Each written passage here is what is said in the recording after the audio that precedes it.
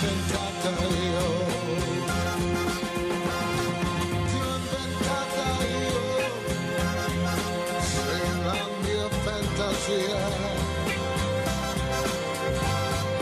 Tutte le tue parole sono parole mie, anche se il piatto t'amo non l'hai pensato mai, sono soltanto parole che ho inventato io.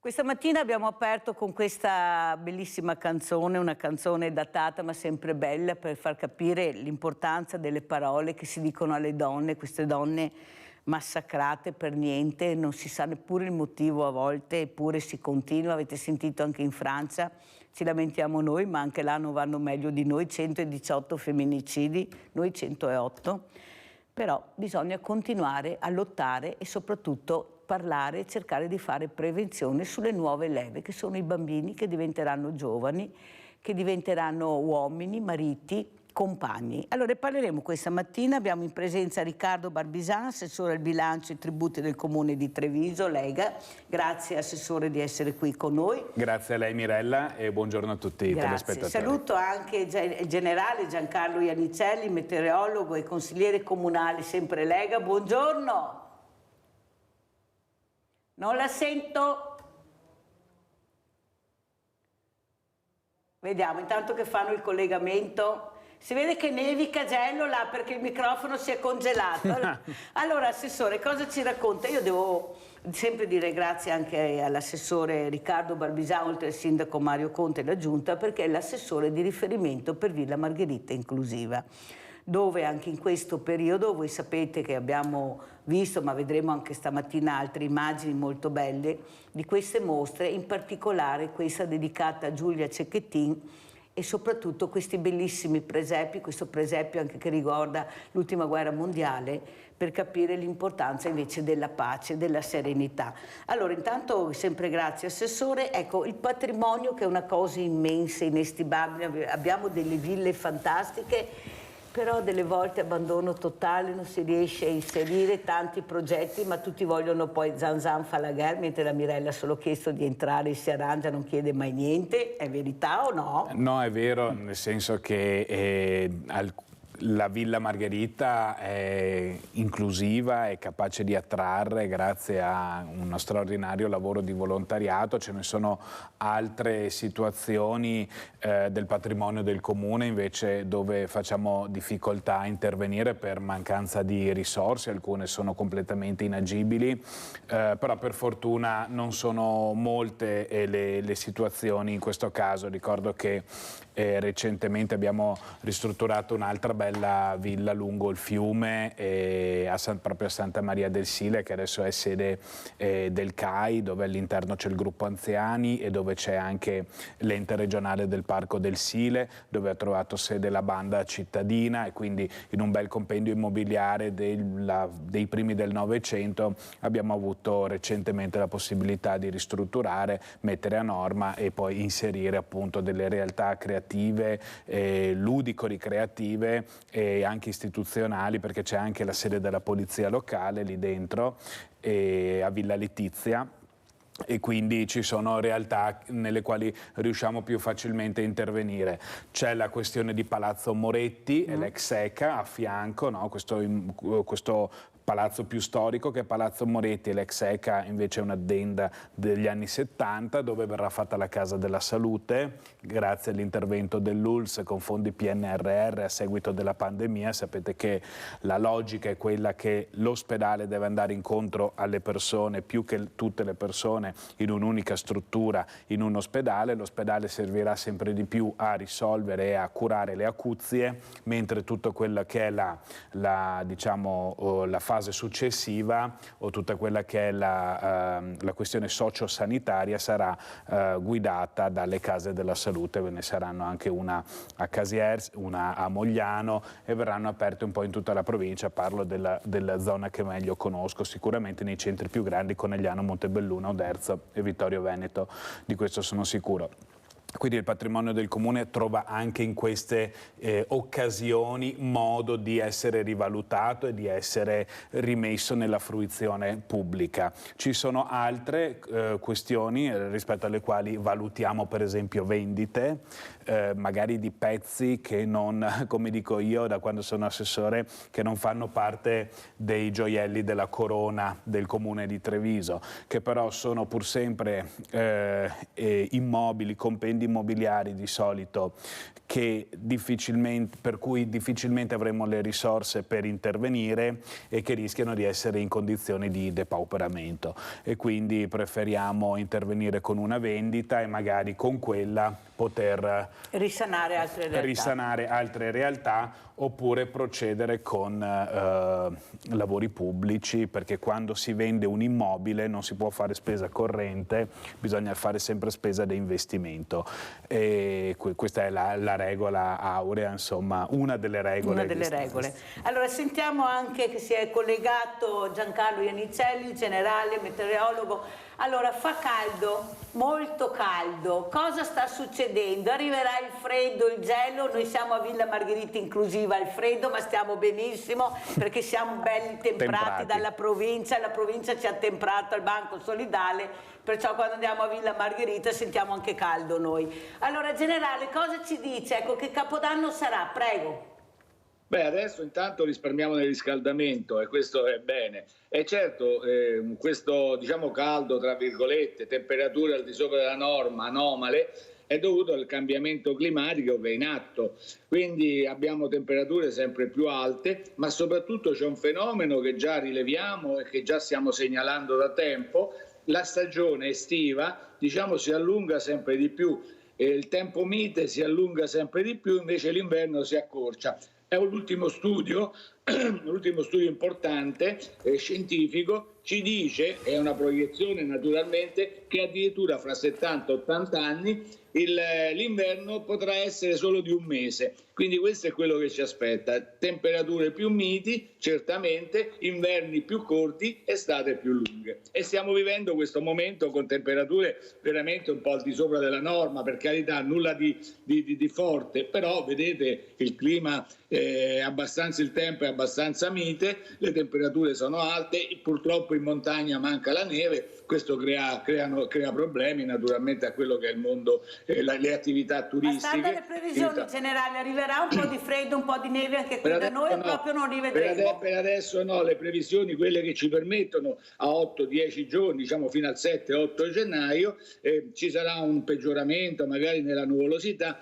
ma non arriverà il freddo e ci sarà poca neve. Un problema, ecco, e questo è dovuto scientificamente, diciamo, dal punto di vista dalla presenza di un anticiclone che una volta si formava, soprattutto quello delle Azzorre, che di estate ci interessava d'estate e garantiva la bella stagione, adesso ci interessa, si forma anche nella stagione invernale, e questo provoca questa situazione. Le perturbazioni sono lontane e non portano pioggia, quindi abbiamo questo problema. L'anticiclone inoltre ferma la massa d'aria, quindi fa ristagnare la massa d'aria sulla pianura padana, sulle nostre zone in pianura, e purtroppo aumenta anche l'inquinamento. Ma allora questo vuol dire che non ci saranno i panevi in generale? C'è l'assessore, c'è il sindaco, c'è l'assessore all'ambiente, c'è l'assessore lì Barbisan, e quindi vedranno a seconda dei dati naturalmente. Se le centraline metteranno in evidenza un tasso molto alto naturalmente di polveri sottili, prenderanno i provvedimenti del caso. Purtroppo la situazione non è tanto positiva, perché, come dicevo, la massa d'aria continua a essere ferma su di noi e a caricarsi di elementi anche inquinanti, perché non riuscendo a disperdersi si concentra nei bassi strati e fa aumentare i valori, e quindi questo è quello che ci aspetta. Abbiamo Rinaldo da Venezia. Vai Rinaldo, ti ho fatto aspettare ma dovevo presentare gli ospiti. Vai Rinaldo. Va sempre bene Mirella, va bene. Innanzitutto saluto i tuoi ospiti e volevo dirvi all'assessore che ne debba salvare a Treviso, le saria da salvare e a formarci degli artisti che fin dal 1800 tanti bravi artisti, dopo gli ha fatto Piastrei, adesso è che ha decade, ma sarebbe a Treviso una roba interessante, perché la gente vada a visitarla, perché è la storia di Treviso. Lei comincia nel 1800 a fare Piastrei, manufatti di tutto, è un bel posto che c'è tanta roba vecchia da vedere, da visitare. Secondo me tutto il sole 10 anni, la mia vista è una fortuna, una bellezza, sarebbe da metterla a posto. E dopo, a mettere ora, come dico, mi volevo là 50 anni con le banche, e ho visto di tutti i colori, fracque alte, e tempeste, ho visto di tutto.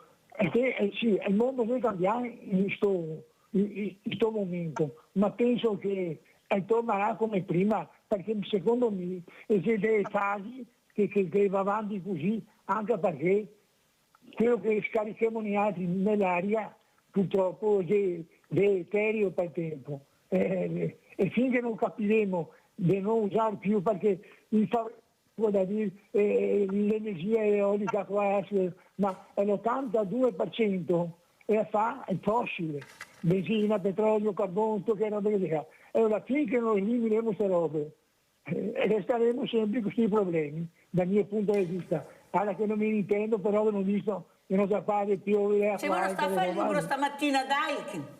Va bene, ti saluto Mirella, buongiorno a te e ai tuoi ospiti. Grazie caro Rinaldo, come sempre, perché poi Rinaldo gli piace parlare, lui va avanti, però poi mi brontolano perché non riescono a prendere la linea. Allora Assessore, cos'è che la preoccupa di più? Adesso si chiude il bilancio, ecco, come si è chiuso questo bilancio e cosa è ottimista, pessimista? Beh, un bilancio uno dei più complicati della storia del Comune degli anni recenti. Siamo collegati con Giancarlo Iannicelli, che intanto saluto. Ciao Giancarlo. Giancarlo, un mio collega in consiglio comunale, mi fa molto piacere vederlo.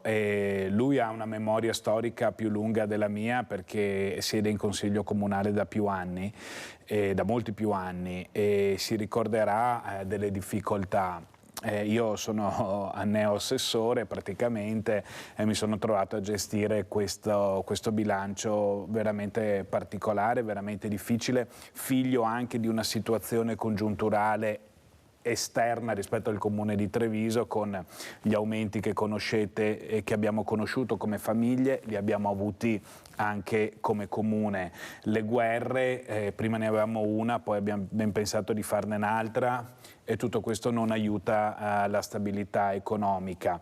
L'inflazione che galoppa, l'aumento delle materie prime per i lavori pubblici, quindi la spesa corrente che aumenta, la spesa di investimento che aumenta, e la situazione anche delle imprese, perché la Germania in recessione o con diciamo una crescita economica che non è più quella di un tempo, che era da guida, da faro per l'intera Europa, mette anche il comune di Treviso in una situazione di difficoltà, come mette un po' tutti i comuni, sentendo i colleghi, assessori al patrimonio e al bilancio dei comuni, insomma, dei comuni con termini, dei comuni che conosco.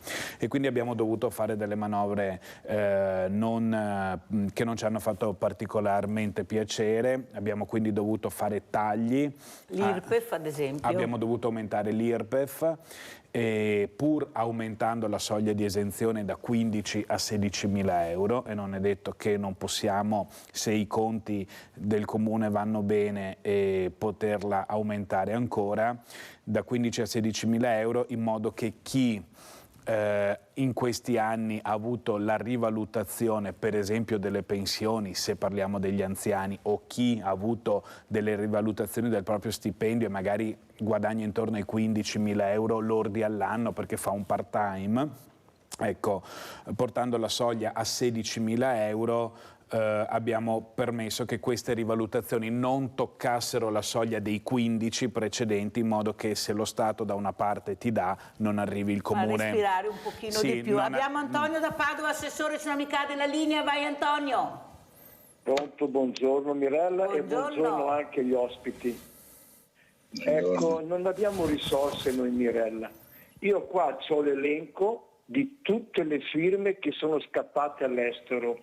Parmalat, Buitoni, Santa Rosa, Rex, Valentino, l'Italia, Telecom, Peroni, Fiorucci, Agida, Gancia, Carapelli, Star, San Pellegrino, Galvani, Arpelati, Chianti, Riso Scotti, Loro Piana, Povellato, Safilo, Fendi, Coccinelle, Lamborghini, tutte nostre firme che sono andate all'estero. E cos'è che ci rimane noi in Italia, Mirella? A noi ci rimangono i burocrati parlamentari, ma perché non se ne vanno via loro e rimangono qua le firme? Ma che futuro ha l'Italia in questa maniera qua? Le grosse firme scappano all'estero perché sono tartassate, vengono tassate proprio al 60-70% e logicamente vanno tutti all'estero. Le nostre risorse che fine hanno fatto? Che fine fanno? Io ho visto il Vaticano, la cattedrale di San Pietro a Roma, è stata fatta nel 1500, ma che risorse c'erano una volta? Ma facevano delle robe, adesso non si fa più niente, perché purtroppo le nostre strutture, i nostri capolavori sono tutti là a Roma, parlamentari che vivono nella bambagia, che aprono una barca di soldi. E queste sono le nostre risorse. E come fa un paese come l'Italia a tirare avanti? Ed è giusto che io guarda, anche io scapperei all'estero, perché chiaramente io ho una pensione e sono tassato al 27%, Dio santo, che l'ho pagata già con i contributi già tassati. E questa qua è l'Italia. Dove finiscono le nostre risorse? Tutte là a Roma. Buongiorno e grazie. Abbiamo sentito anche le riflessioni di Antonio, le riflessioni che faccio io assieme all'assessore Riccardo Barbisan e anche al consigliere generale Giancarlo Iannicelli, è che la gente intervistata, noi abbiamo fatto tantissime interviste in questo periodo proprio sui telegiornali, ecco, non pensa all'IRPEF.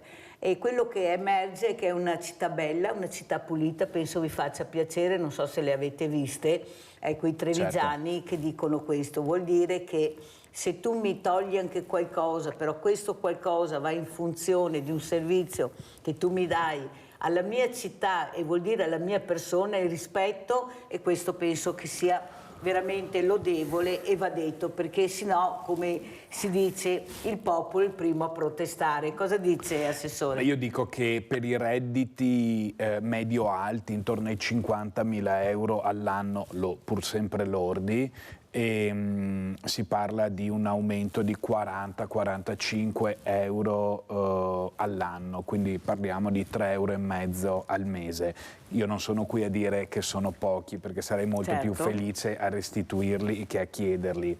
Io chiedo solo, mi sento di esprimermi per conto del sindaco e anche del consigliere che è collegato, che ha condiviso con noi questa scelta.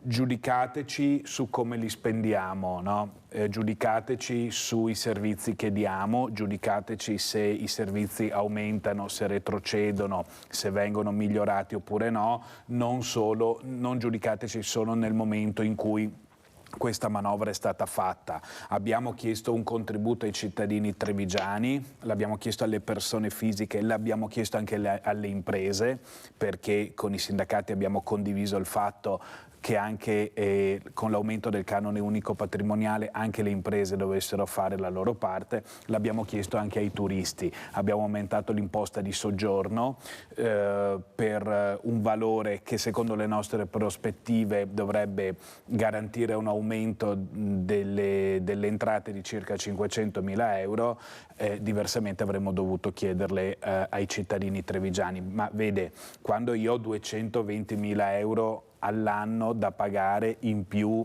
a Contarina, ma non perché Contarina sia una sanguisuga che li vuole, ma perché l'inflazione che è applicata al contratto mi dà questo obbligo. Quando ho 500.000 euro in più su 2 milioni solo di spesa per il gas, quindi da 2 milioni vado a 2 milioni e mezzo, quando ho 900.000 euro in più di energia elettrica, quando nello storico degli ultimi 10 anni per un organico del comune che è sempre sulle stesse cifre come numero di persone, io ho 2 milioni e mezzo in più di spesa del personale, capisce che a un certo punto i tagli sono anche stati fatti, perché lo dico, per esempio le pulizie nelle sedi istituzionali che oggi vengono svolte quotidianamente, eccetto i bagni pubblici, cioè dove i dipendenti vanno, non saranno più svolte quotidianamente.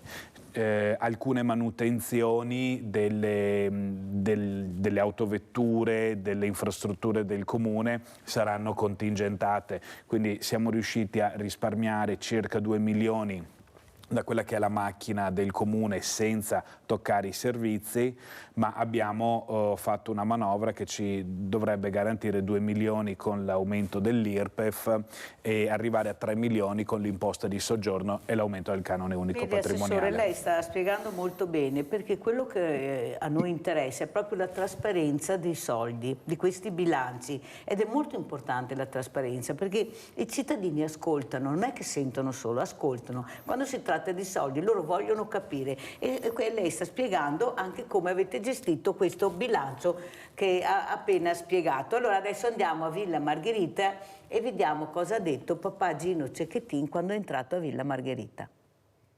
Tutti? Bene. Vicino a Giulia naturalmente, a Giulia. Io mi sono commosso quando sono entrato in questa stanza perché ho visto tantissime foto di Giulia e un papà non riesce a non commuoversi quando la sua bambina è così bella rappresentata. Poi la storia è ancora molto fresca per me e dopo tutto il cancan mediatico che c'è stato sto vivendo finalmente qualche giorno di tranquillità, però non potevo esimermi da venire di accettare l'invito inaugurazione per sé per il favore di Giulia. Abbiamo avuto testimonianza di quanto importanti siano le associazioni e ognuno nel suo ambito di competenza completa o racchiude un gap, un buco che c'è nella nostra società, per cui complimenti a tutti, veramente continuate. Sono contento che anche da un'altra tragedia i genitori di Mattia abbiano trovato la forza veramente per poter portare avanti un messaggio dalla loro esperienza, ed è quello che cercheremo di fare anche noi. Giulia amava i presepi, mi ricordo che un anno mi ha portato a vederne ben 3, presepi viventi, presepi di tutti i tipi. Al tempo dicevo, Giulia, ma ormai per esempio qualcosa di fuori tempo, no? Ricordo, ma perché li vuoi vedere?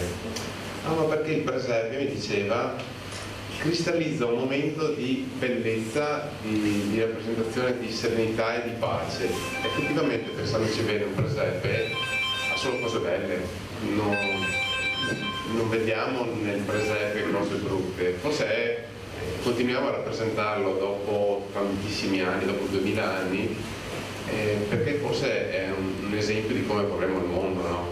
Con pace, tranquillità, ognuno che fa il suo lavoro, fa del bene senza l'ingerenza del male. Ecco, noi nel nostro piccolo cerchiamo di fare questo. Vi ringrazio ancora tutti della vostra testimonianza e un buon Natale.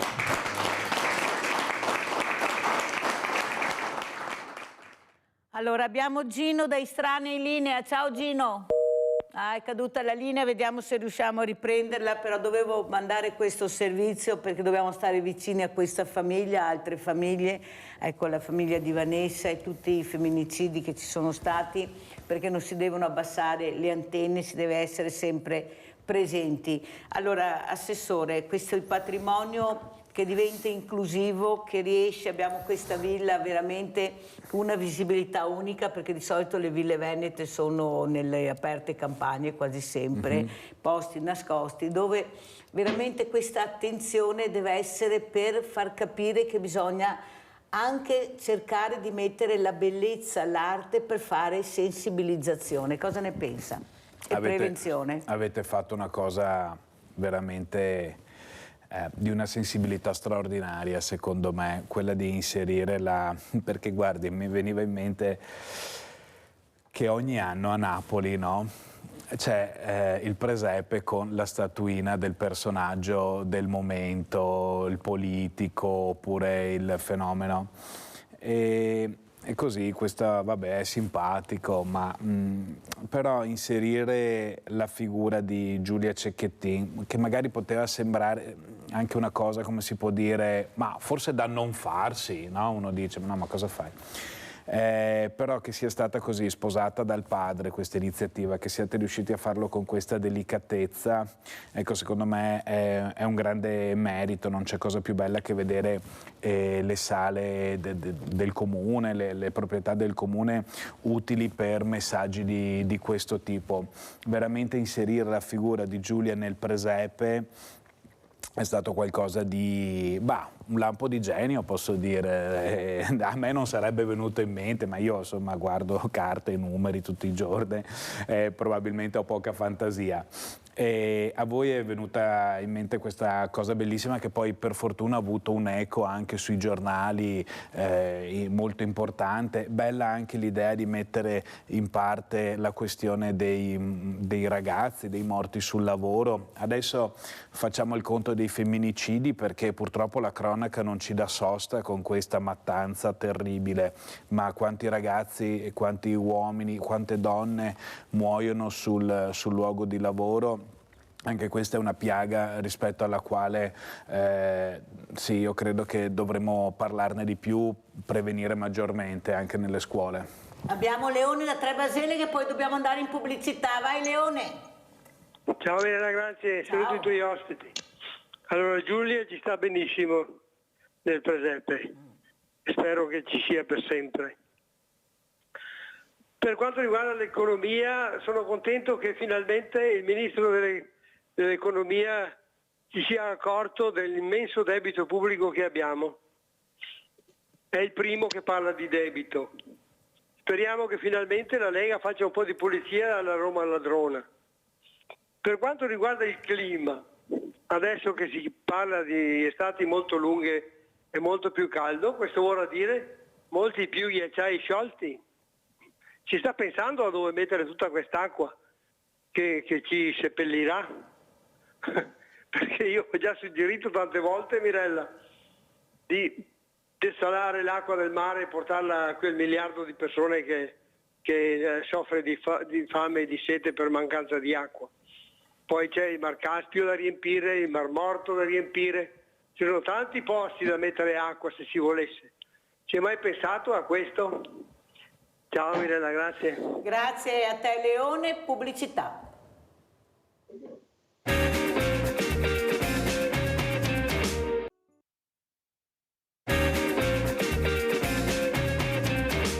Generale, Treviso è la città con il cielo migliore per vedere le stelle cadenti a San Lorenzo. Visto che abbiamo parlato di caldo che sopra la norma, allora vediamo questo cielo meraviglioso che a Treviso è vero e perché.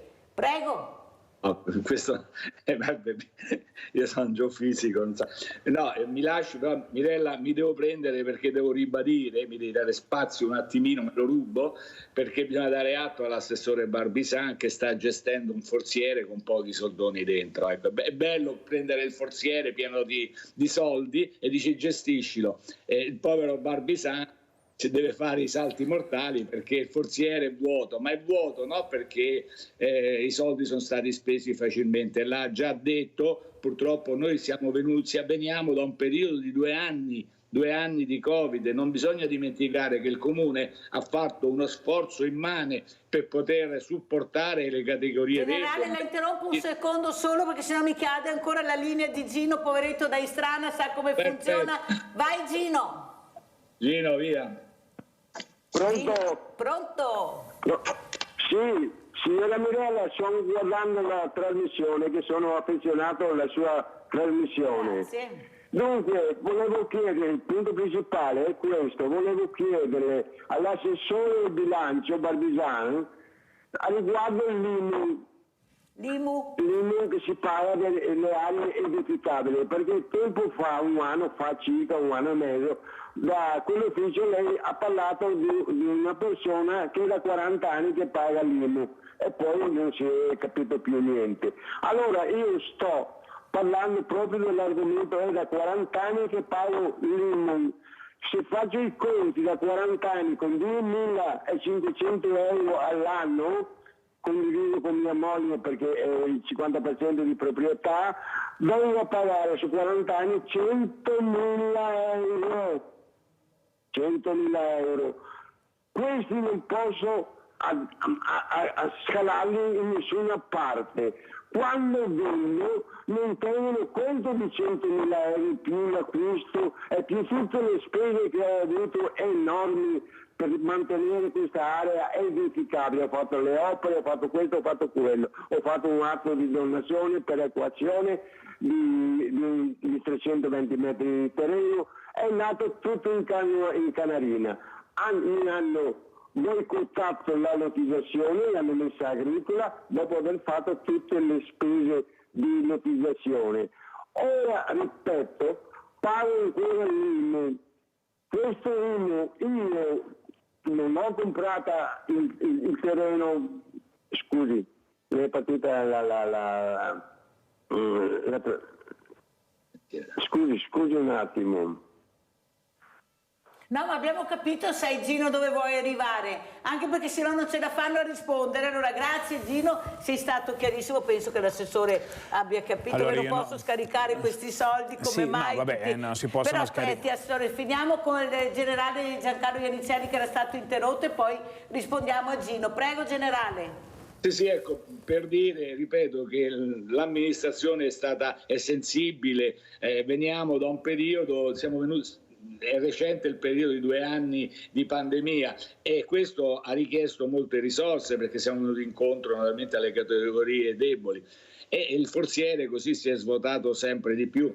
però la sensibilità non viene meno, non è invidiabile, ripeto, la posizione, l'attività dell'assessore Barbizan, perché si trova a gestire un bilancio molto, molto magro, ma anche per questo, anche in questo caso a noi non manca la sensibilità. È stato chiaro come abbiamo pensato, e questo è elemento veramente di sensibilità di un'amministrazione, come che non succeda, perché guardi, non tutte le amministrazioni pensano a questo.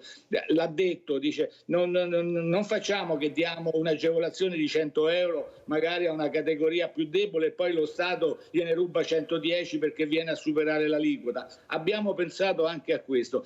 In poche parole, non abbiamo usato l'accetta. Allora, generale, la interrompo perché l'assessore deve anche andare via, è passata l'ora è volata, però devo far sentire Nadia da Treviso. Vai Nadia. Ciao Mirella, Ciao. buongiorno ai tuoi ospiti. Niente, volevo dire all'assessore, io ho avuto tante promesse da tanti sindaci, per ultimo dal sindaco Manildo, che noi abitiamo nella zona della Restera, sull'isola, e praticamente metà isola è sotto il comune di Silea, metà sotto Treviso. Via dei Tappi. È da 40 anni che attendiamo dei punti luce di Treviso, perché Silea è tutta illuminata. È stato promesso da tanti sindaci, come dico per ultimo Manildo e anche il signor Conte. Mi aveva detto che avevano già fatto, già deciso, i soldi c'erano, però a tutt'oggi devo ancora ricevere niente. E io sono stanca, ma mi batterò fino all'ultimo, vi romperò le scatole, perché ogni assessore, ogni consigliere che viene, lo dica alla Mirella, se conferma quello che dico. Sì, confermo tutto, glielo dici a tutti.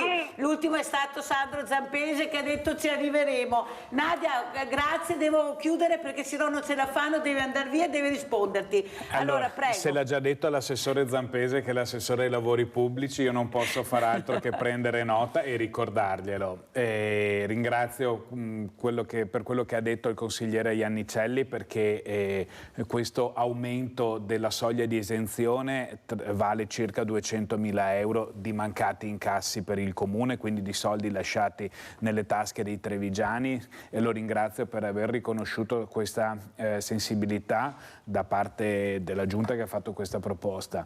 E invece non conosco il caso specifico del signore di Strana, adesso pare che lui abbia già fatto delle opere di urbanizzazione, quindi pare difficile tornare indietro, ma l'unico modo per non pagare l'IMU su delle aree edificabili è rinunciare ai diritti edificatori e quindi chiedere al comune di fare una variante, una cosiddetta variante verde che tolga e quindi rimetta quell'area, tolga tra la destinazione urbanistica quella di poter edificare qualcosa e che lo rimetta come zona agricola. Io adesso non so, dovrebbe parlare con i tecnici comunali del comune di Strana, ma da quello che ho sentito pare che l'abbia già fatto e che la situazione sia un po' ingarbugliata. Io di più non so cosa dire. Allora, prima di lasciare l'assessore Riccardo Barbizan, perché io vorrei dedicare anche questi presepi in mostra a Villa Margherita a sua moglie, che è una carissima amica, a suo figlio, che se lo perdono glielo portano subito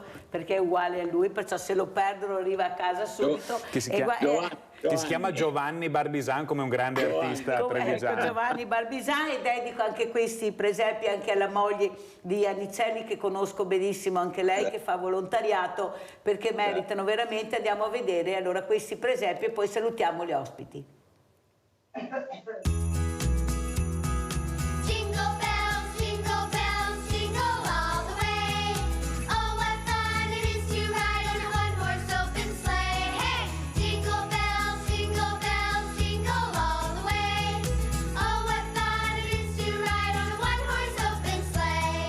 Dashing through the snow in a one-horse open sleigh.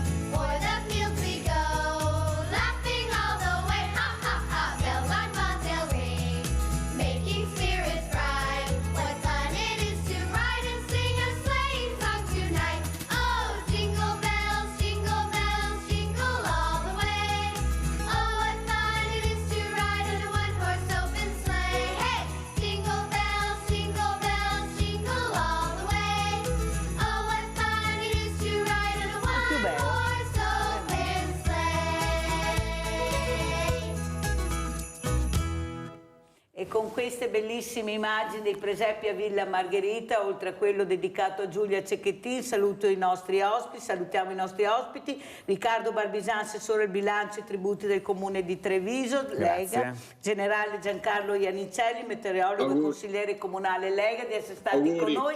Grazie, auguri, pubblicità.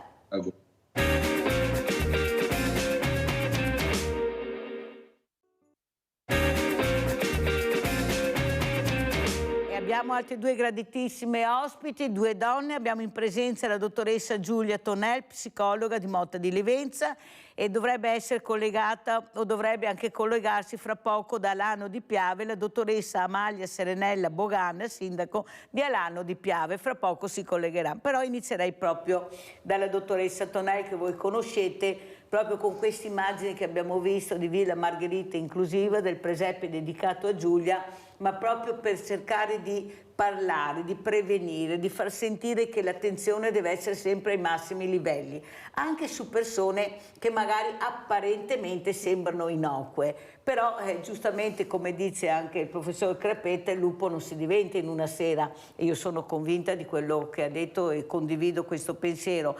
Però il problema è che non bisogna fare anche un allarmismo eccessivo, perché sennò adesso qualsiasi ragazza, ecco, basta una parola, un gesto, uno sguardo, il terrore di avere vicino magari un nemico. Cosa vuole dire, dottoressa? Perché attenzione sì, ma stiamo un po' attenti, anche perché non è facile. La situazione è abbastanza complicata in questo momento, perché dobbiamo continuare a vivere la nostra vita, però alzando forse un po' le antenne rispetto ad alcuni comportamenti che non ci sembrano inizialmente così brutti, così violenti nei confronti delle donne.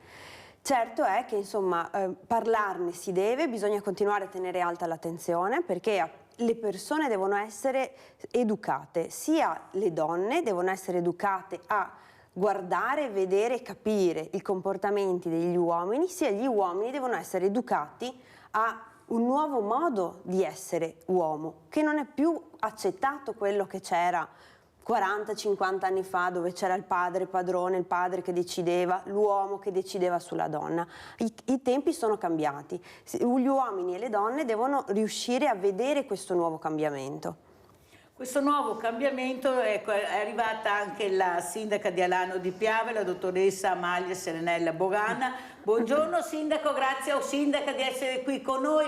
Ecco, queste donne però, specialmente anche in politica, che delle volte devono confrontarsi con dei uomini, dei politici che forse non hanno ben capito cos'è il rispetto e anche la misura delle parole, perché anche una parola detta in maniera sbagliata non va bene. Sono momenti che tutti devono fare riflettere. Prego, sindaca. Sì, concordo con quello che ha detto. Fare politica in un mondo maschile è alquanto impegnativo e chiaramente, anche se i tempi sono cambiati, perché negli ultimi anni sono molte le donne che si sono impegnate, c'è sempre comunque da parte dei politici maschi, diciamo così, una complicità che scatta nel momento in cui bisogna dimostrare qualcosa, per cui le donne devono arrancare e in qualche modo anche, diciamo così, imporsi, tirare fuori gli artigli. Questo è un dato di fatto. È vero, però è anche vero che non dobbiamo sempre competere con, per fortuna a mio avviso non sono tanti, perché ce ne sono tantissimi anche di bravi mariti, di bravi uomini, di bravi fidanzati, di bravi ragazzi, perché sennò cominciamo a fare tutta un'erba, un fascio e non va bene, certo. Però specialmente dalla parte della politica io direi, sindaca, che dovrebbe esserci l'etica, perché in quel momento che tu sei davanti a delle telecamere, su dei talk, quando parli a nome del partito che rappresenti, parli a nome, ecco, perciò diventi, non sono chiacchiere da bar, sono persone che ti stanno ascoltando e capisci bene che sentire certe frasi fa caponare la pelle, o sbaglio, sindaca? No, indubbiamente, ecco, molte volte si scade proprio verso il basso, è vero, soprattutto parlo nel ruolo che io ricopro di sindaco. Io rappresento una comunità che mi ha eletto e che devo comunque rappresentare sempre al meglio. È ovvio che certi toni colpiscono e non fanno neanche bene a quella che è la classe politica.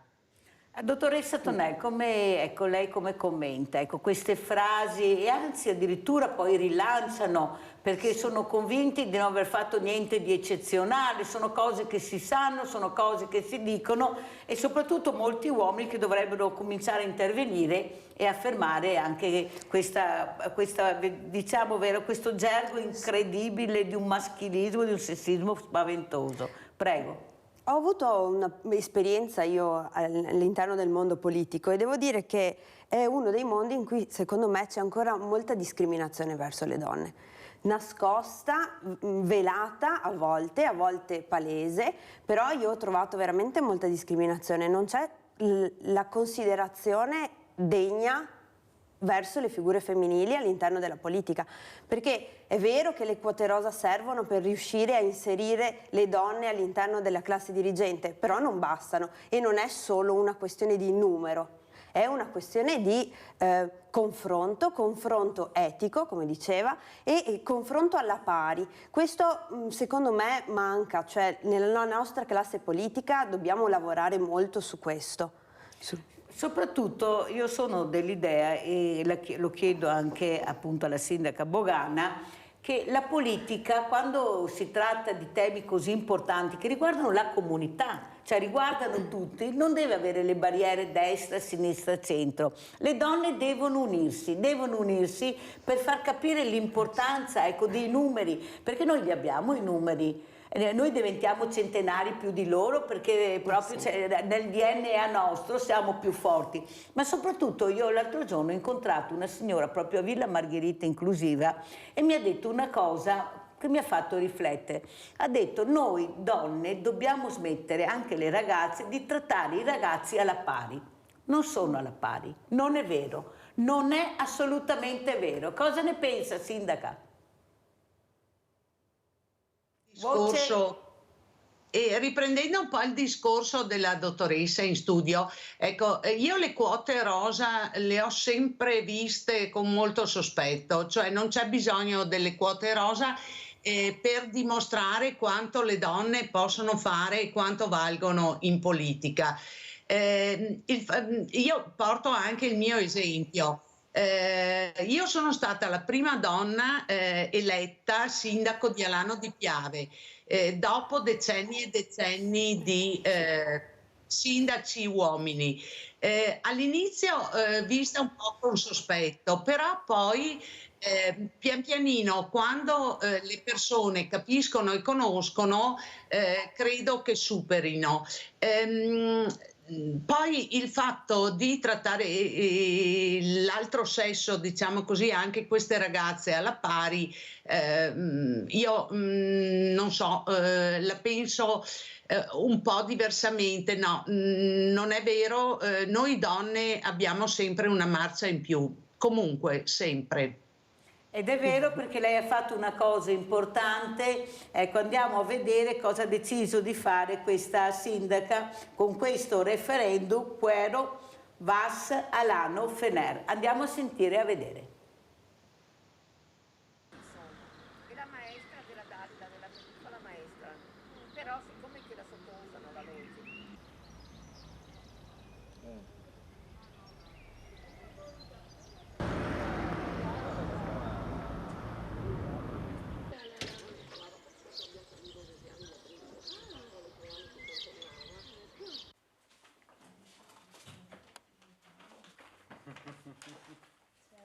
Se fosse non ci saremmo neanche, a mio avviso. Prego. Credo che non dovrebbero servire, soprattutto non dovrebbero servire nel 2023, nel 2024, visto l'anno che stiamo per passare. Non dovrebbero servire. Purtroppo, secondo me, è una cosa, la politica rimane una cosa che fanno gli uomini, anche se, sono d'accordo con la sindaca, le donne hanno una capacità organizzativa, di gestione, di tenere unito un gruppo che gli uomini non hanno. Questo va detto, ma proprio per una questione di, credo anche una sorta di questione naturale, nel senso che la donna è sempre stata quella che doveva gestire casa, la famiglia, insomma tutto ruotava attorno alla donna. Quindi è vero che non dovrebbero servire, certo è che se non ci fossero io credo che le donne in politica sarebbero molto poche. Condivido completamente quello che dice la dottoressa Tonnell, perché basta sentire, basta confrontarsi, ecco, come ti vedono arrivare, ti guardano dall'alto in basso, e non tutti, perché dobbiamo anche dire che c'è anche rispetto di molti, però si fa fatica, e quando tu fai sentire la tua autorità che non ti pieghi, e questo senti che dà fastidio, allora diventi arrogante, prepotente, rompiscatole, perché allora ti danno tutti i peggiori aggettivi, proprio perché non riescono a confrontarsi con questa donna che veramente dimostra determinazione e non si piega. Cosa dice, sindaca? Guardi, l'ho provato sulla mia pelle, non solo come sindaco. Io ricordo, sono 10 anni che sono anche consigliere provinciale, per cui sì, mi sono confrontata anche con un ambito ben diverso e più esteso territorialmente. Purtroppo è vero, io l'ho sperimentato perché, ecco, dire che i commenti dei miei colleghi, anche simpaticamente, che sono una rompi, ma perché? Perché c'è sempre, devi sempre imporre invece di trovare un accordo, perché c'è questa lobby maschile, no? Che sembra quasi che quando una donna riesce a raggiungere certe posizioni tolga qualcosa al maschio. Con fatica, io ci ho messo un po' di anni, quando poi ho capito come funzionava non ho più avuto problemi. E in effetti vediamo allora se è pronto questo servizio che non riuscivamo a sentire, vediamo. Sì. Ecco, allora sono immagini, mi dicono, allora le commenti lei, sindaco, cosa è successo, ecco, con questi comuni, perché finalmente l'unione fa la forza, così si dice. Lei cosa ha deciso di fare? Vediamo le immagini, le commenta la sindaca, dottoressa Amalia Serenella Bogana. Andiamo a vedere. Ecco, qui cosa stiamo vedendo? Questo è il comune di Alano di Piave, il municipio. Questo invece è il municipio di Quero. Il 29 e il 30 ottobre c'è stato un referendum importante, la conclusione di un lavoro decennale, perché ricordo che i due comuni, il comune di Quero e Vas, si erano già fusi 10 anni fa. E il comune di Alano è entrato nell'Unione Sette Ville, che era già costituita, proprio per ottimizzare i servizi e anche dare dei servizi di un certo livello. Perché? Perché i comuni piccoli, come può essere Alano Piave ma anche altri, hanno forti difficoltà. È stata una scelta coraggiosa, è stato un percorso che è durato 10 anni. E il 29 e 30 ottobre c'è stato questo referendum dopo una preparazione, dopo tanti incontri anche con la popolazione, soprattutto di Alano di Piave, perché Quero e Vas venivano già da una fusione. Abbiamo fatto uno studio di fattibilità dove veniva presentata la situazione di entrambi i comuni e di quali sarebbero stati i vantaggi di questa fusione.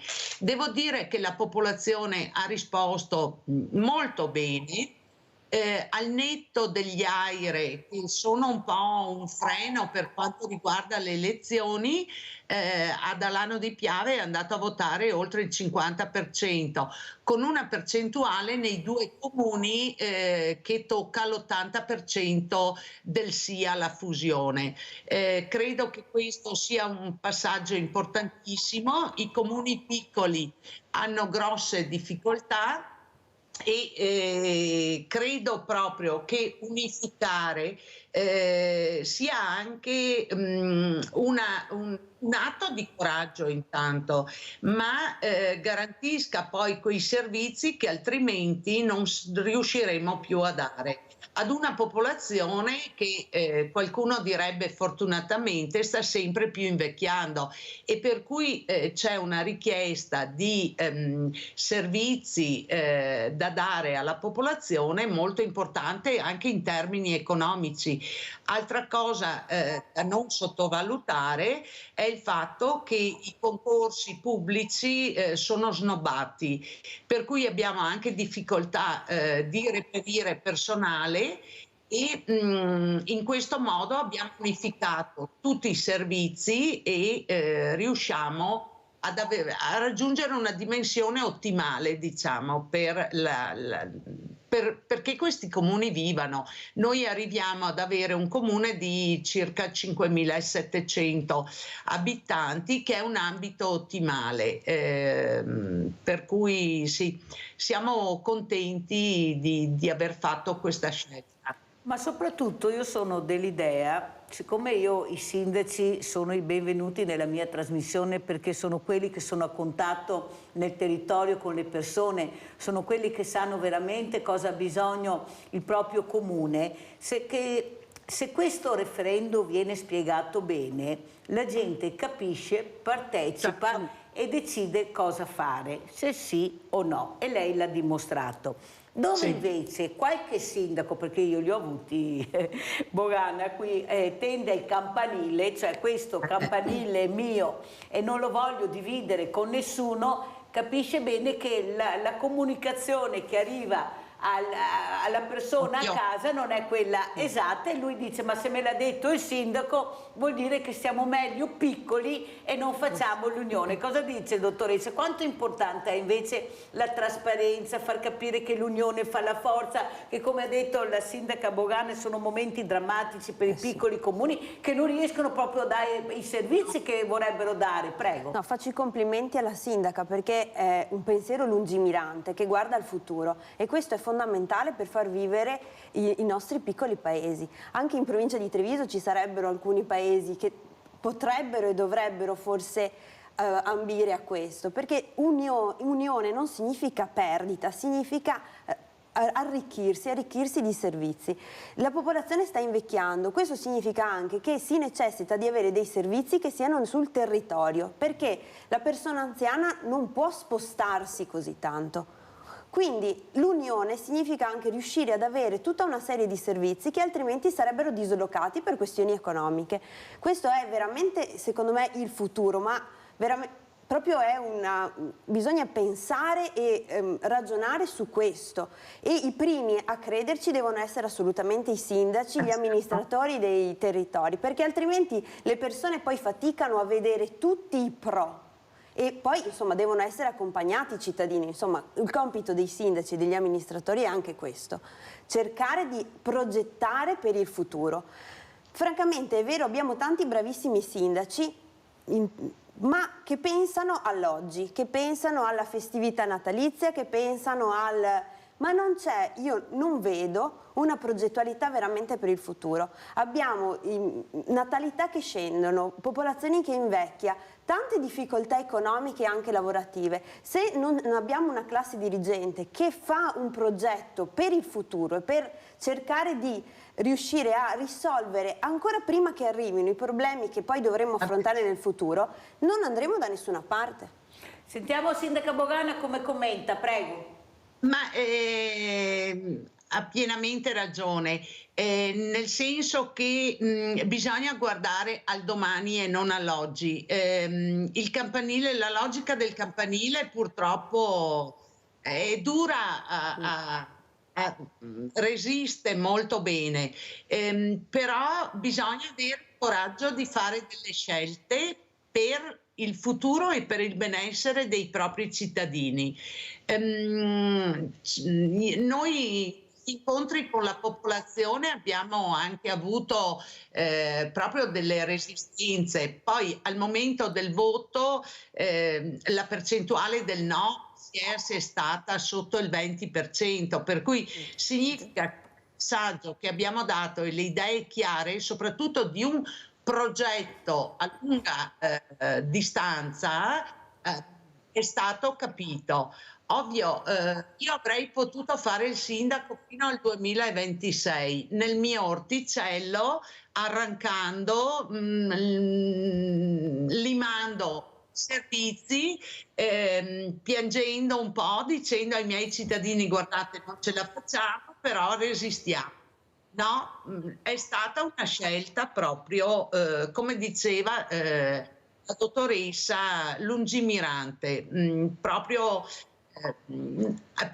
oltre all'aspetto economico, diciamo anche l'aspetto organizzativo di erogazione dei servizi. Ma questo dimostra, sindaca, che voi tenete al vostro territorio, tenete a dare risposte alle persone che continuamente bussano a queste porte, e voi da soli non avete la forza di rispondere, avete una coperta cortissima e siete i più esposti, perché chi è che arriva in provincia? Lo dica anche lei, cioè esistono le province, io sono là col Banco Solidale, cioè vorrei anche capire se esistono o non esistono. Le regioni non ne parliamo, sindaca, perché è così. A livello nazionale poi bada retro Satana, perché non si fanno neppure trovare, perché io li invito ma sono occupati oppure non vogliono il contraddittorio. Ecco, io dico: guardi che il contraddittorio è quello che l'ha anche eletta, perciò è difficile anche capire dove vogliono parare, perché come dice lei c'è un inizio ma c'è anche una fine e il cittadino è molto attento. Sa, quando io sento certi politici che dicono: ma gli italiani vogliono, no, quali italiani? Quelli che tu rappresenti,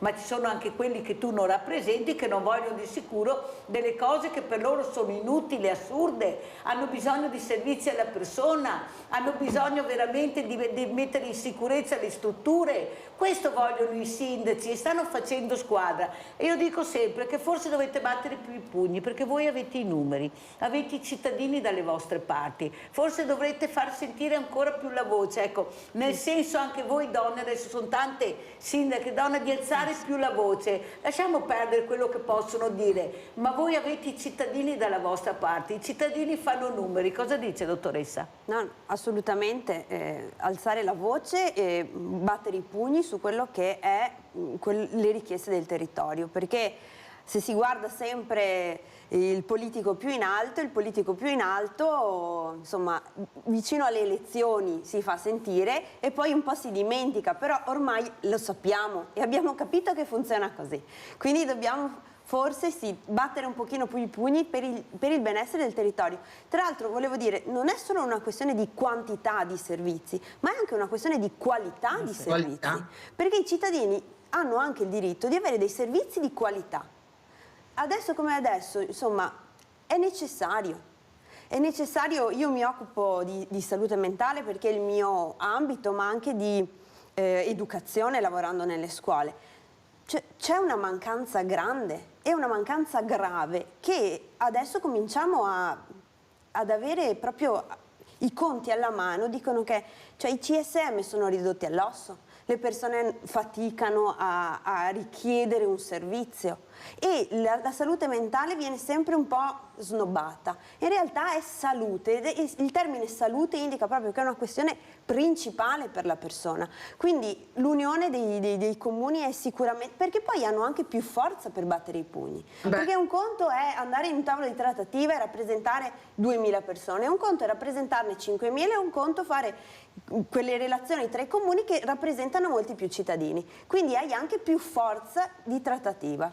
Infatti prima ho portato proprio l'esempio con l'assessore Barbisan, dove, visto che Treviso ha aumentato l'IRPEF, anche se lui ha detto sono 3 euro al mese, non sono tanti, ma per tanti, per molte persone possono essere anche tanti, però nelle interviste che noi abbiamo fatto alla gente comune, perché è il popolo che tu devi ascoltare, il popolo che parla quando lo intervisti, noi abbiamo sentito invece che vive su una città pulita, che è piacevole, non abbiamo sentito, ecco, questo IRPEF che ha pesato, e sì, abbiamo intervistato tantissime volte tante persone, perciò quando c'è qualcosa di buono la gente paga anche volentieri, è come nel volontariato, dà i soldi perché sa dove vanno e come vanno a finire, è molto attenta, non è più come una volta che dava i soldi così e dopo si è accorta che forse i soldi anche della beneficenza vanno mirati. Ad esempio, quello che volevo sentire anche dalla sindaca Bogana, quanto importante è il mondo del volontariato anche per i sindaci, quando veramente non riescono a gestire la situazione, ecco che arriva questo mondo subito, immediatamente, senza chiedere nulla, ma arriva a mettere la pezza perché il sindaco è in difficoltà. Prego. Sì, il sindaco è spesso in difficoltà, pensiamo solo agli eventi atmosferici, a situazioni di disagio anche sociale. Noi abbiamo fortunatamente un tessuto molto vivace e molto attivo per quanto riguarda il volontariato. Ricordo che Alano, in provincia di Belluno, è il comune che ha la più alta percentuale di immigrati. Spaziamo dagli magrebini, cinesi, Bangladesh, domenicani, e abbiamo molte situazioni di disagio. Pensiamo solo noi abbiamo iniziato adesso un progetto, il primo anno è andato bene, con le donne immigrate per insegnare la lingua italiana, per arrivare poi con l'istituto comprensivo a farle sostenere l'esame di terza media per dare loro una possibilità per quanto riguarda poi trovare un lavoro. Si è creata una rete di volontariato di insegnanti in pensione piuttosto che di persone che hanno alcune competenze proprio per accompagnare queste donne, oppure quando c'è l'evento atmosferico abbiamo sempre comunque dei volontari che ci aiutano. Ecco, queste sono buone pratiche di volontariato, attenti al territorio. È chiaro che questi progetti vengono portati avanti dall'amministrazione comunale, ma anche in sinergia con le altre agenzie che abbiamo sul territorio, dalla parrocchia alla scuola e a molti altri. Questo è molto importante. L'amministrazione non ce la fa, soprattutto perché non ha il personale. Questa è la verità, perché anche la denatalità adesso si fa sentire, non è che non si trovano, è che non ci sono, dobbiamo guardare anche certi numeri, non è sempre vero non vogliono fare questo, non ci sono, i giovani che abbiamo stanno studiando, altri lavorano, manca perché la denatalità adesso si fa sentire. Andiamo a vedere anche questo servizio, mancanza personale nell'edilizia, ad esempio, che è un volano dell'economia. Andiamo a sentire, andiamo a Venezia.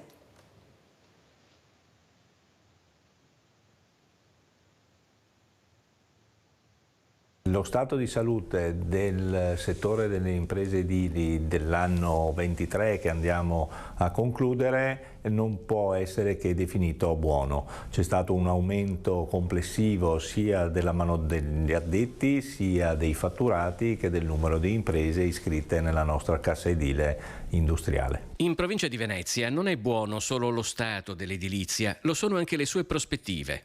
All'orizzonte si profila infatti una lista infinita di nuovi cantieri, si tratti della Via del Mare, della Romea Commerciale, della nuova bretella ferroviaria per il Marco Polo, dei collegamenti verso Cortina in vista delle Olimpiadi, del Bosco dello Sport, delle opere complementari al Mose. E il 2024 è anche l'anno dei cantieri finanziati coi fondi PNRR. Il che comporta anche evidentemente la necessità di far fronte a questi interventi molteplici con risorse, sto parlando in particolare di personale, che non sempre è facile reperire. Ugualmente la concentrazione degli interventi in un lasso temporale ristretto comporta anche il rischio di azioni speculative sull'acquisto di materiali, sui prezzi dei materiali e delle altre componentistiche. Anche l'edilizia si trova dunque a fronteggiare un problema che in queste dimensioni appare inedito in un paese che fino a poco tempo fa si trovava all'opposto impegnato nella lotta alla disoccupazione.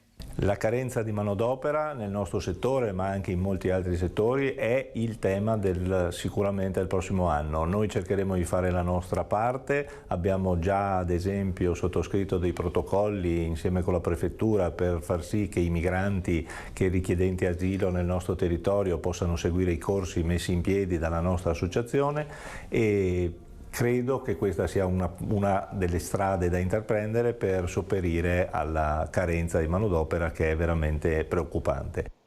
Allora, Sindaca Bolgana, quello che io voglio anche capire è che anche questo centrodestra deve fare i conti con i numeri. È inutile continuare a chiudersi, a non volere. Lei sta spiegando molto bene, stanno imparando l'italiano perché la lingua è fondamentale, anche se io le posso assicurare che lo parlano in tantissimi e in pochissimo tempo lo imparano, perché hanno bisogno di apprendere. Loro sanno che se sanno la lingua è un passo in avanti enorme che fanno per trovare anche un lavoro. Ma soprattutto non ce n'è per nessuno se non impieghiamo queste persone. Noi non ci siamo proprio, ma proprio non ci siamo con i numeri. Prego, Sindaca. Ma guardi, la situazione nel mio comune io credo sia un po' particolare. Come dicevo prima, noi abbiamo in provincia di Belluno la più alta percentuale di migranti e di extracomunitari. Questo ha fatto sì che negli anni soprattutto una manodopera maschile, perché le donne, proprio per quello abbiamo iniziato questo percorso, no? Per farle uscire di casa e cercare di integrarle al meglio, ha trovato impiego nelle nostre aziende. Noi abbiamo anche dei bellissimi esempi di integrazione, tanti anni, soprattutto i primi magrebini sono arrivati negli anni '80, per cui sì, alcuni sono già in pensione, no? Adesso noi abbiamo avuto una forte migrazione cinese che ha aperto come terzista chiaramente alcune imprese, un mondo un po' chiuso, un mondo tutto da scoprire quello. E assistiamo negli ultimi anni ad un'inversione di tendenza. Abbiamo molti magrebini che, lavorando nelle nostre imprese, nelle nostre fabbriche, hanno imparato alcune lavorazioni e si sono aperti delle fabbriche. E adesso abbiamo un'immigrazione ulteriore, per cui dal Bangladesh abbiamo un forte arrivo e lavorano per questi marocchini che sono diventati imprenditori, soprattutto con dei lavori che all'interno delle nostre aziende si tende un po' a snobbare, no? Lavorazione, burattatura, lavorazione con gli acidi e così. Per cui ecco, noi abbiamo sperimentato già prima che si presentasse il problema questa integrazione lavorativa che deve per forza esserci, quando i numeri poi sono molto importanti. Ha fatto bene a spiegarlo, perché lei rappresenta la Lega, una Lega che veramente... No, niente? No. Cosa rappresenta, Sindaco? Allora le sentiamo. Io sono iscritta a Fratelli d'Italia. Ecco, allora... La mia lista è una lista civica, per cui spazia un po'... Ma c'è la Lega dentro anche la lista civica? Ci sono dei leghisti? Prego? Ci sono dei leghisti dentro la lista civica?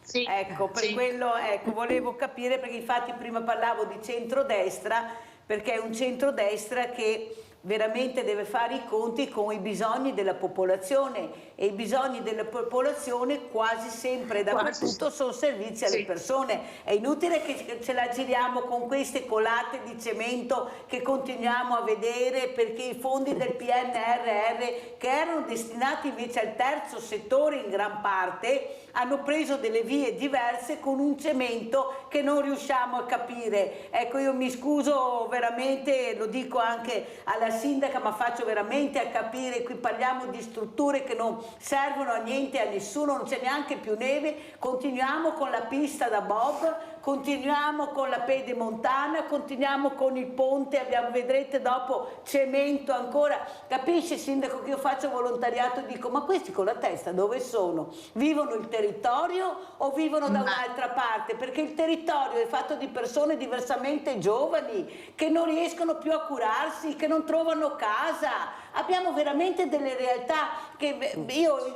ripeto, ieri ho fatto il banco solidale e lo dico quasi sempre, sindaca, io non avrei mai pensato di avere certe famiglie che vengono a prendere la borsa della spesa, io non avrei mai pensato di vedere questi occhi pieni di lacrime da parte di anziani che non riescono a scaldarsi, quest'anno, ma l'hanno detto anche i Federconsumatori, e poi sentiamo questi VIP cosa fanno, dove vanno, sempre che tutti siano là. La realtà è un'altra, è il bene del territorio che sta spiegando la sindaca, facendo unione, cercando di unire per dare dei servizi. Ma dottoressa, dove sono con la testa questi?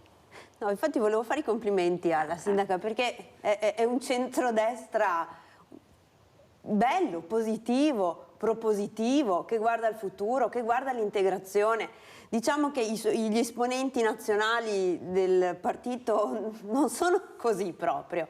Quindi io faccio i complimenti alla sindaca, perché dice delle cose veramente molto interessanti. Quello che ha detto prima è che gli enti all'interno del comune devono fare rete per riuscire in questo momento a rispondere alle esigenze delle persone, perché sono delle situazioni molto gravi, che lei, Mirella, tocca con mano durante il banco solidale, ma le famiglie vivono delle difficoltà enormi e la scuola da sola non può rispondere, il comune da solo non può rispondere, ma assieme si può fare qualcosa, si può cambiare, si può anche lasciare. Io sono diventata mamma da qualche anno, ma ho sempre questo lo dico sempre a mio figlio, guarda che faccio tutto per lasciarti un mondo migliore. Cioè io ho questo, secondo me dobbiamo sperare che nel futuro ci possa essere qualcosa di migliore per i nostri figli, perché altrimenti non ci alzeremo neanche più dal letto a vedere la realtà in questo momento. In più, come dice la sindaca, e sono completamente d'accordo, l'immigrazione ma va conosciuta. Lei diceva c'è questa immigrazione cinese che è molto chiusa, è vero, a volte tendiamo ci vanno bene perché lavorano, ma non vogliamo entrare.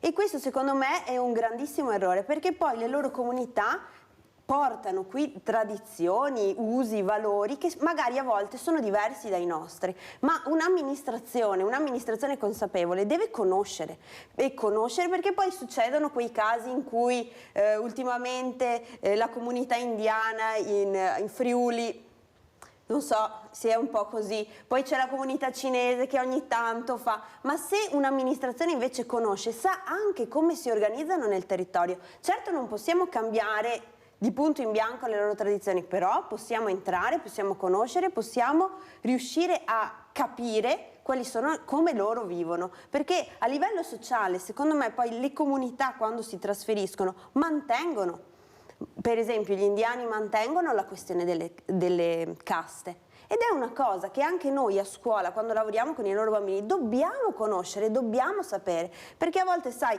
metti i bambini vicini perché facciano amicizia, perché vadano d'accordo con tutti, perché è un nostro compito questo a scuola. Però a volte io dico sempre, dobbiamo stare un po' attenti, facciamo il tacon, peso del buso, perché dobbiamo anche conoscere cosa c'è dietro, le relazioni tra le famiglie, e questo è fondamentale se vogliamo parlare di integrazione e inclusione. Ma dottoressa, è qua il problema, perché bisogna investire su questo, bisogna avere del personale qualificato, e per avere questo tu devi investire denaro, ma se andiamo a investire, andiamo a vedere il Ponte Belga, andiamo proprio a Belluno.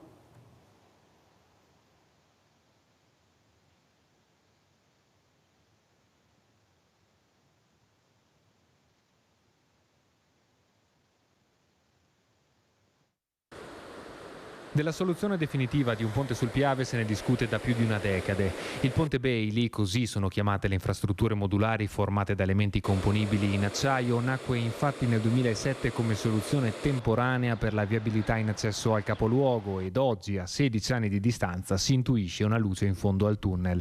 Approvato infatti il progetto esecutivo finanziato dalla Regione Veneto per la realizzazione di un nuovo viadotto viario del valore complessivo di 18 milioni e mezzo di euro, una cifra irraggiungibile per le casse dell'amministrazione comunale e che ha quindi da ricercarsi altrove. Adesso che abbiamo finalmente il progetto esecutivo dell'opera e soprattutto abbiamo l'importo esatto da poter andare a richiedere, e ci muoveremo a Roma negli ambiti sia finanziari che di Ministero delle Infrastrutture. Ma il tempo stringe, sul reperimento dei fondi incombe la data non più prorogabile di fine vita del Bailey del 31/12/2024. Fondamentale quindi aggiudicarsi la cifra prima di quella data per dare continuità a un nodo cruciale della viabilità cittadina. Credo che sia un'arteria comunale ma che sia di valenza provinciale e sappiamo il flusso di traffico che passa su quel ponte, quindi ci spenderemo sicuramente in qualsiasi ambito per cercare di finanziare questa opera. Secondo il progetto, il nuovo ponte sarebbe interamente sopraelevato nel tratto che va dalla rotonda di via Montegrappa, anch'essa oggetto di lavori di ampliamento, fino alla rotonda di uscita dalla galleria Belluno per garantire la massima sicurezza nel caso di esondazioni del Piave. Dotato anche di passaggio ciclopedonale e di un design rivisitato, se finanziato darebbe nuovo lustro al capoluogo, una partita che il Comune si giocherà negli uffici ministeriali e per la quale il vice sindaco si mostra fiducioso. Io sono ottimista e mi auguro che nei primi 6 mesi dell'anno di riuscire ad avere delle informazioni più precise per sapere come mettere a terra questa opera. Allora, Sindaca Bogana, io con tutto il rispetto che posso avere per le opere, il futuro va avanti, il mondo va avanti, non bisogna fermarsi. Ma noto una cosa, che una volta i grandi mecenati investivano molto, ma avevano l'equilibrio del rispetto dell'ambiente. Noi abbiamo una tecnologia che ci permette di fare qualsiasi cosa senza deturpare l'ambiente. Ma è possibile vedere continuamente colate di cemento su veramente delle strutture che potrebbero essere fatte lo stesso, ma in maniera diversa? Il design, cos'è il design per qualcuno? Cos'è il futurismo del 5000? Perché noi, quando abbiamo anche nei centri storici che i turisti amano visitare per la bellezza, questi fiori all'occhiello che abbiamo, per l'armonia, ecco, non c'è più niente. Si abbatte per fare questi cubi, ecco, è tutto un cubo adesso, ma non è il nostro paese il cubo, il nostro paese è un qualcosa che ha un equilibrio, una delicatezza e una fragilità estrema. Prego, Sindaca. Sì, ha perfettamente ragione. Uno dei punti fondanti, per dirle, del mio programma elettorale in tutti e 3 i mandati era stato quello: basta cemento, recuperiamo gli stabili, queste abitazioni che abbiamo in paese per ridare dignità a certe vie, a certi borghi, ecco. È stato difficile perché abbiamo visto i prezzi schizzati. Molto spesso poi in paesi come il mio, che ha avuto una ondata di emigrazione verso l'Europa, verso l'America, queste abitazioni sono parcellizzate, le proprietà sono parcellizzate, non si trovano gli eredi. Noi abbiamo certi scandali, certi obbrobri che non riusciamo.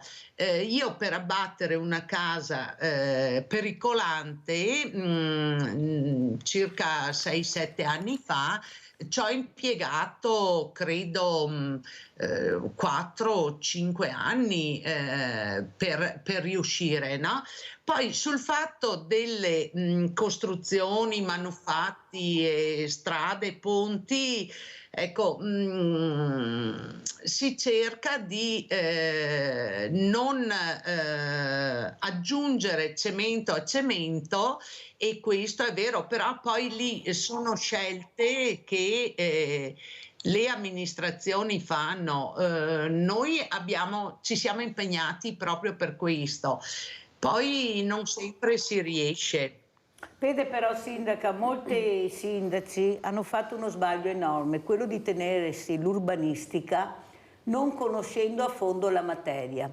Io mi ricordo anni fa, quando si sentiva parlare di urbanistica, non si sapeva neanche cos'era, eppure quel sindaco, la sindaca che in quel momento governava, si prendeva l'urbanistica, perché l'urbanistica vuol dire piani regolatori, e piani regolatori, e molti sindaci sono caduti proprio sui piani regolatori, proprio perché è una questione molto delicata. Se invece perché l'urbanistica è quella che ti dà il là dove e cosa puoi fare, dove puoi costruire, dove non puoi costruire. È proprio una branca importantissima per un amministratore, ma siccome dice giustamente lei, diceva anche la dottoressa Tonelli, si guarda di più il proprio campanile, è quella propria poltrona, e chi se ne frega di costruire e dove costruire, perché il piano regolatore comporta tanti soldi e tante possibilità di venire rieletto, capisce che noi abbiamo distrutto, perché delle volte giriamo in certi paesi e veramente rimaniamo esterrefatti di quello che hanno fatto. Prego, dottoressa, anche qua culturalmente, ecco, fare prevenzione, un ambiente così delicato, ma vi rendete conto che ci chiamavano, e ci chiamano fortunatamente ancora qualcuno, il giardino del mondo, da quanto bello e quanto com'era disegnato questo paese, questi borghi. Ma chi ha i borghi nostri? No, noi dobbiamo copiare dall'America i centri, cioè le peggiori cose le abbiamo proprio copiate, ecco, e abbiamo distrutto quella che era la nostra natura, il nostro DNA, la creatività che avevamo anche in questi paesi, in questi borghi, questi artigiani distrutti. Prego, dottoressa. Mi fa sorridere Mirella quando parla di urbanistica, perché cioè, è stato così, non possiamo nasconderci. È stato un assessorato molto molto ambito, perché uno poteva decidere sul piano regolatore ed era molto redditizio a livello economico. Non nascondiamoci su questo. Quanti sindaci e quanti assessori all'urbanistica in realtà sono vicini di partito piuttosto che persone competenti? Questo ci dobbiamo fare i conti però, e questo noi cittadini dovremmo cominciare a dire di no. Perché soprattutto siamo noi, le conseguenze poi le paghiamo noi. Ma il rapporto è questo, che è territorio, cittadino, amministratore, in questo caso è il sindaco. Come ha spiegato benissimo il sindaco, se il sindaco ha a cuore il territorio e lo spiega, il cittadino risponde. Ha sentito un'affluenza dell'80%. Abbiamo sentito i numeri che ha dato, sono numeri reali, non sono che diamo i numeri, no, la sindaca ha dato dei numeri reali. Questo cittadino, questo paesano che ha capito l'importanza di unire per avere più servizi. Ma se io ho un sindaco che mi dice guarda che se fai questo ti distruggono, non avrai più niente, tu capisci che io vado a fare il referendum e voto no? O sbaglio, sindaca? No, ma qui bisogna, ecco, è un'assunzione di responsabilità delle scelte che si prendono. Allora, se un sindaco più che al partito o a future carriere guarda al territorio, ad amministrare, come si suol dire, come un buon padre di famiglia, con una visione a lungo termine, ma soprattutto con un'apertura mentale anche nei confronti dei cambiamenti che è indubbio dobbiamo gestire e non subire, io credo che sia la scelta vincente questa. Perché Allora, io quando sento certi talk show e non li sento neanche più, non li guardo neanche più, quando sento parlare di migrazione, io dico sempre l'area romana sarà il Ponentino, il Venticello, sarà anche la Brezza, sarà piacevole, però si perde la dimensione da cui si è partiti.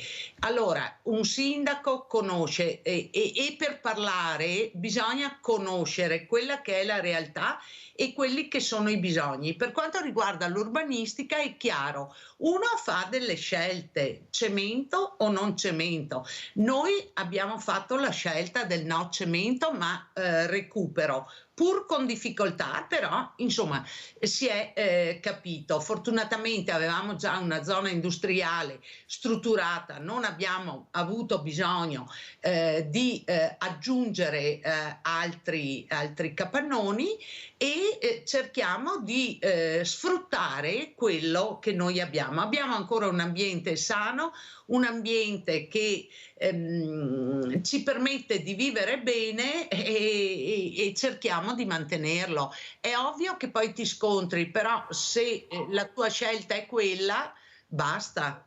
Allora adesso vi porto proprio a Villa Margherita a sentire proprio questo intervento dell'associazione Piccola Atene, un'associazione culturale, perché così veniva chiamata la nostra Treviso tanti anni fa da Cino Boccazzi, la Piccola Atene. Andiamo a sentire questo intervento in ricordo di Giulia, anche col preseparo Guido Cortese, che ha fatto questo bellissimo presepio che invito anche voi sindache e soprattutto anche la dottoressa Tonelli e voi a casa a visitare, perché è bellissimo. Ecco, andiamo a sentire.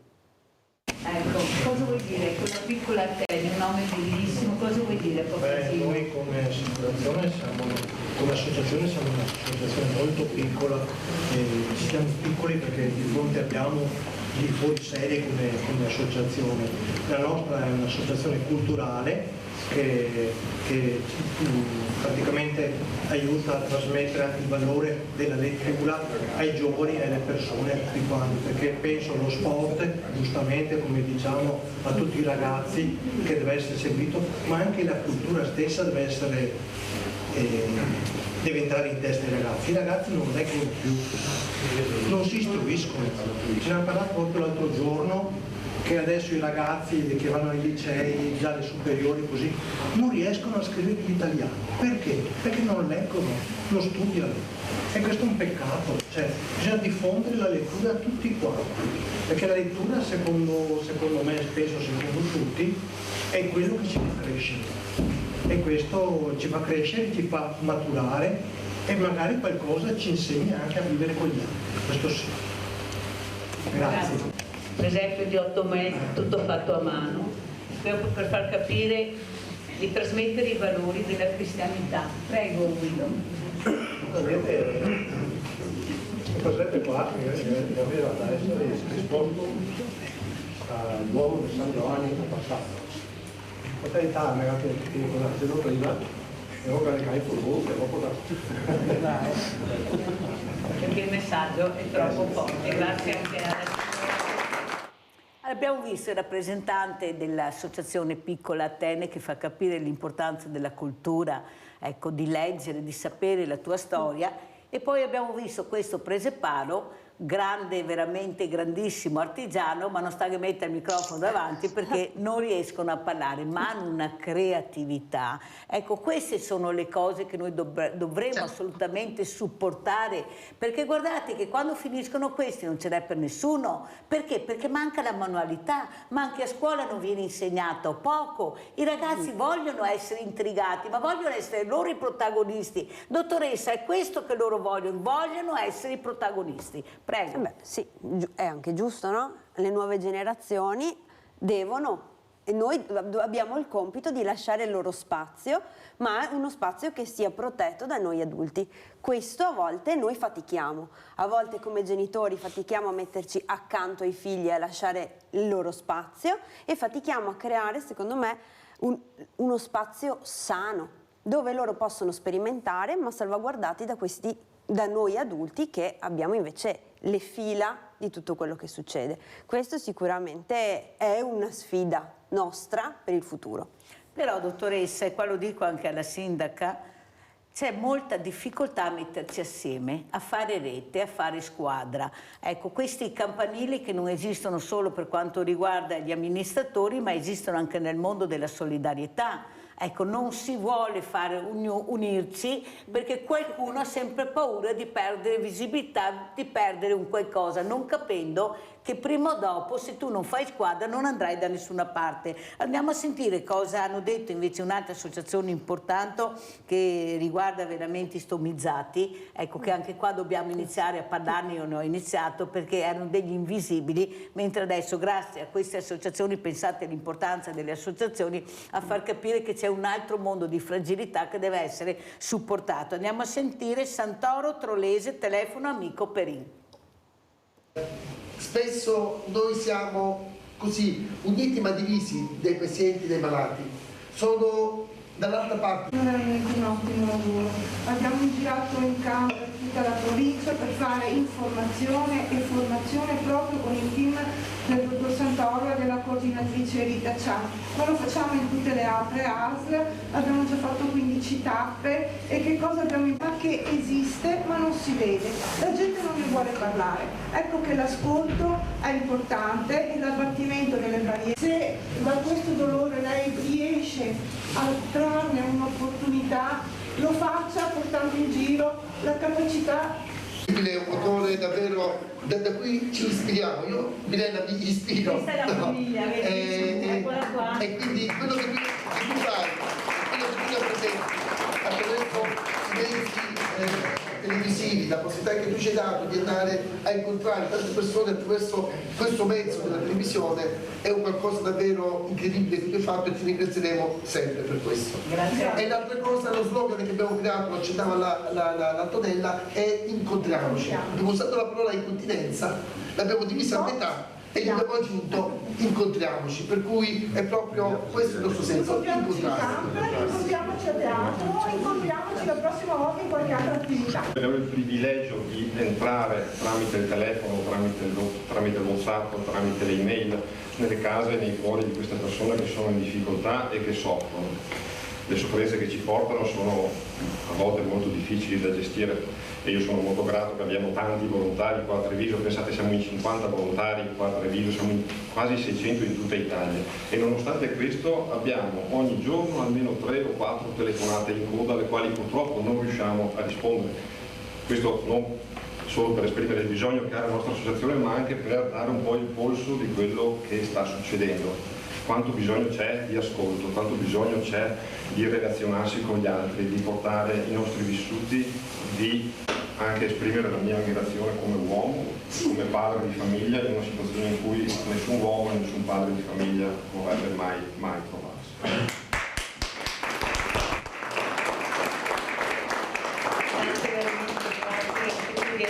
Sono nato piccolo con un Gino qui davanti a questa platea importante, quindi diciamo buon lavoro a tutti quanti per portare avanti quello che tu stai realizzando. Grazie.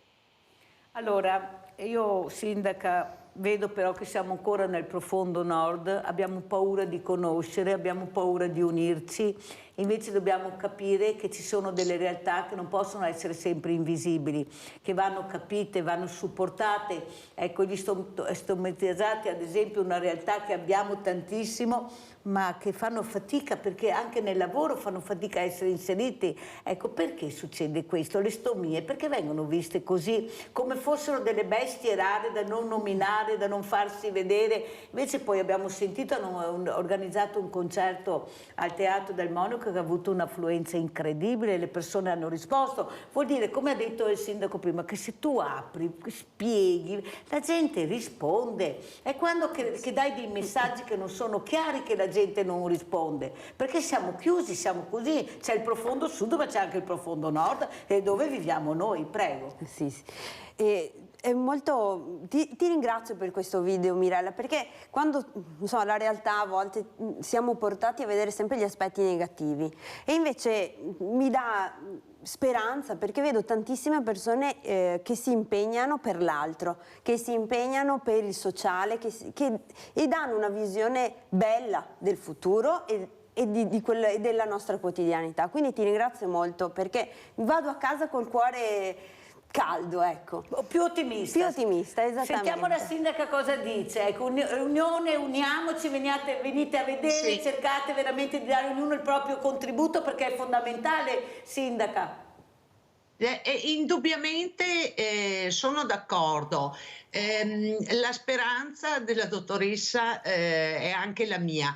Però io credo che mettiamo poco in evidenza queste buone pratiche, mettiamo sempre in evidenza il negativo, ciò che è brutto, sempre contro qualcuno. No, dobbiamo questi esempi portarli ogni giorno, averli sempre presenti, e dopo molto spesso la nostra paura di aprirci e del conoscere invece è fondamentale proprio per essere poi testimoni di queste realtà, farle conoscere e non vederle come un qualcosa di estraneo al nostro mondo. C'è da dire, io mi sono resa conto, il periodo del Covid in alcuni casi ci ha chiuso ancora di più, no? Ci ha cambiato, ci ha quasi, non lo so, reso diffidenti nei confronti di tutti, complottisti, se fai qualcosa c'è sempre una dietrologia. No, non è così. Con pazienza, però io credo proprio che attorno a noi ci siano delle persone meravigliose, io lo vedo ogni giorno, che si mettono a disposizione di chi ha bisogno e soprattutto che sostengono chi è in difficoltà. Io ho ancora questo ottimismo. E fa bene, perché adesso sentiamo un'altra importante associazione, la San Vincenzo di San Donato di Piave, con la presidente Gabriella Mauro. Cosa dice? Andiamo a sentire, sempre in merito a questo presepio, a questi presepi dedicati a Giulia Cecchettin e a tutte le donne. Prego. Sente questa serenità e questo amore, c'è solo da imparare. Comunque io rappresento l'Empore Solidale Vasto Piave, San Vincenzo de Paoli, e sono la Gabriella Mauro. Noi, come avete già sentito di altri empori, distribuiamo cibo.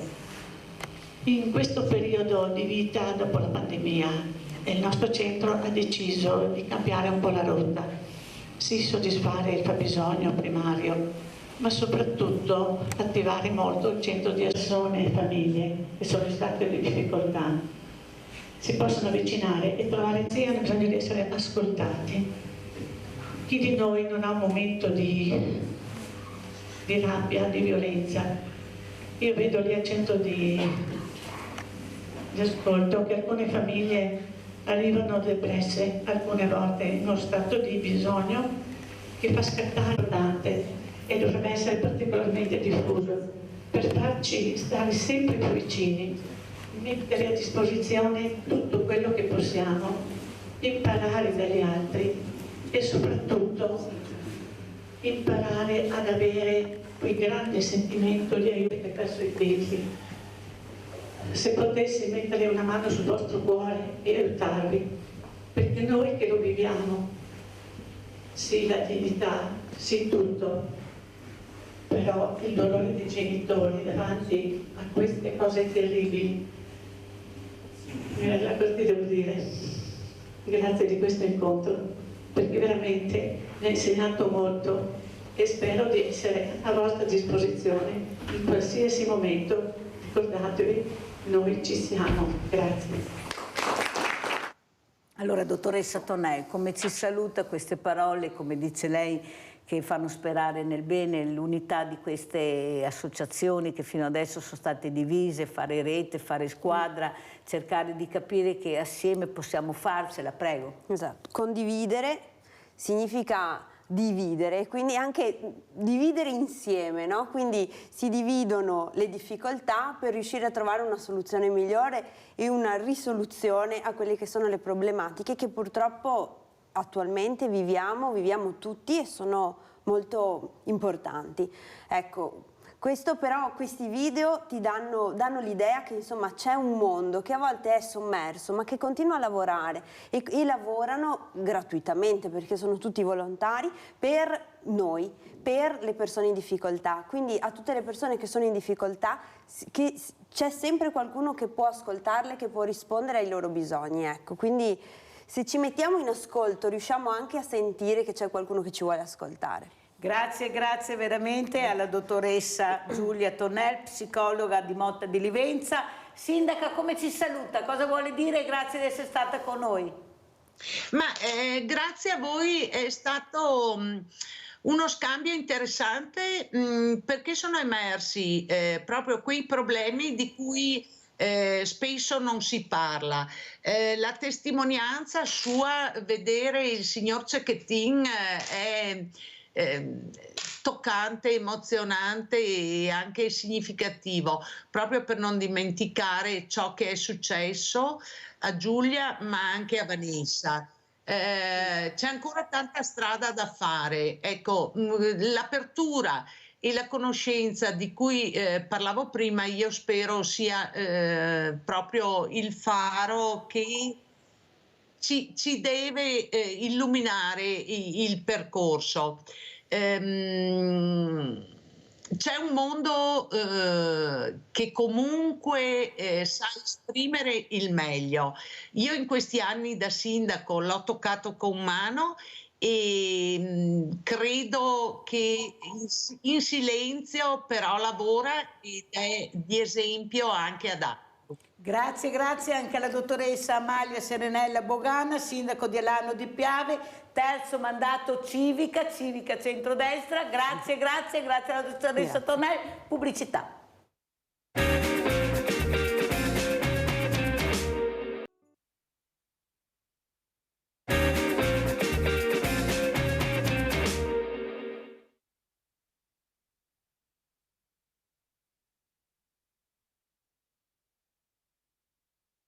Gennaio, tutti i sabati e domenica, compreso il primo dell'anno, il Capodanno, dalle 10 alle 13 e dalle 14:30 alle 17:30-18, conforme anche il tempo, perciò venite a visitare. C'è un presepio oltre a quello di Giulia Cecchettin, dedicato a Giulia Cecchettin, della guerra, di questi soldati nemici che si danno la mano nel giorno di Natale. È bellissimo, veramente molto emozionante. Spero di vedervi in tanti, come è successo anche in questi giorni. Guardate bene gli orari e i giorni di apertura. Saluto anche i nostri ospiti. Abbiamo Giovanni Kerr, che è ritornato a trovarci, presidente Federalberghi Treviso. Buongiorno Presidente, sono felice di vederla. È un molto tempo. Buongiorno Mirella, ecco, spero che anche lei mandi a vedere questi presepi bellissimi a Villa Margherita, inclusiva agli ospiti, perché come artigianità, come creatività non ce n'è per nessuno. Siamo i numeri uno in assoluto. E saluto anche Lo Egle Possetti. consiglieremo ai nostri clienti. Grazie Presidente, e saluto anche Egle Possetti, collegati invece, deve ancora collegarsi. Allora Presidente, cosa ci racconta? Lei è a Cortina, com'è la situazione? Cosa ci dice bilancio fine anno che avete fatto? Prego. Ma allora la situazione è andata piuttosto bene quest'anno, diciamo che molte strutture hanno fatto record, diciamo che il turismo è ritornato dopo anni veramente difficili, quelli del Covid, dove abbiamo perso risorse umane, personale valido, molti alberghi sono ancora chiusi, non si sono ripresi. Non dobbiamo dimenticare che abbiamo più di qualche decina, una decina abbondante di alberghi nella nostra provincia che non hanno più riaperto i battenti dopo il Covid. Quest'anno chi è stato resiliente, e noi siamo una categoria resiliente, è ripartito alla grande, il lavoro è ritornato, sono tornati gli stranieri, sono tornati i tedeschi, ma sono arrivati anche gli americani. Il grande lavoro che è stato fatto sull'aeroporto di Treviso sta portando notevoli frutti, perché vediamo che molta gente ama e si ferma, ama fermarsi, non andare solo a Venezia, ma preferisce proprio andare a conoscere il territorio dove atterra, quindi la città di Treviso in primis, ma anche tutti i contorni, tutti i dintorni, quindi voglio dire le colline del Prosecco in primis, ma anche le città d'arte della nostra provincia, una più bella dell'altra, e insomma, e poi magari andare a curiosare in tutti questi eventi. Per esempio il bellissimo presepio di cui lui ha parlato sarà sicuramente una delle cose a cui indicheremo ai nostri clienti da andare a vedere. Ecco. La ringrazio Presidente, anche perché fa capire l'importanza di questa cultura che abbiamo, ecco, di questa creatività, ma soprattutto che il turista ama questi, l'ha detto lei, non solo Venezia, ma anche i borghi. Questo paese, non a caso, come si diceva all'inizio con l'assessore al patrimonio di Treviso, Riccardo Barbisan, questa bellezza proprio del territorio, questo museo a cielo aperto che siamo. Ecco, il turista, il buon cibo, il buon bere, però anche questa bellezza del territorio. Prego, Presidente. È vero, è verissimo quello che dice, e diciamo che tornando al Covid ha avuto tanti aspetti negativi, ma questo è stato uno degli aspetti positivi. La gente ha incominciato a diffidare delle località dove c'era l'overtourism, dove c'era troppo gente, andare a ricercare una vacanza diversa, una vacanza più vera, più naturale, più originale, nel senso dove poteva andare a fare un po' di inclusione sul territorio, conoscere sempre di più approfonditamente quello che un territorio offre, entrare a contatto con la gente che ci vive, conoscere le abitudini, i costumi, e Treviso da questo punto di vista qua, non solo la città ma tutta la sua provincia, sono veramente, come diceva lei Mirella, un paradiso a cielo aperto. Ci sono un sacco di cose belle da vedere, un sacco di città da visitare, e quindi veramente la gente è attratta anche magari da quelle che sono le cose più conosciute, il Prosecco in particolare con le sue colline diventate quindi patrimonio dell'UNESCO, quindi insomma quando è stato nominato patrimonio dell'UNESCO c'era il Covid e quindi non c'era la possibilità di andare a vederle, ma adesso sì. E poi il tiramisù, e poi tutti i nostri prodotti tipici, e poi tutto l'artigianato, le cose che noi, i nostri artigiani sono capaci di fare benissimo. Allora andiamo anche a vedere appunto questo servizio, vi porto a Trieste, adesso andiamo a vedere la FIP a Trieste, bilancio Natale e Capodanno, e poi salutiamo anche l'ospite che è arrivata, che è Egre Possetti, che voi conoscete già, che è già venuta, ma che io ho veramente l'onore di averla ospite anche questa mattina. Andiamo a vedere, andiamo a Trieste. Sembra che Natale sia andato molto bene, cioè tutti i locali erano pieni, quindi sicuramente come tutti gli anni Natale è sold out.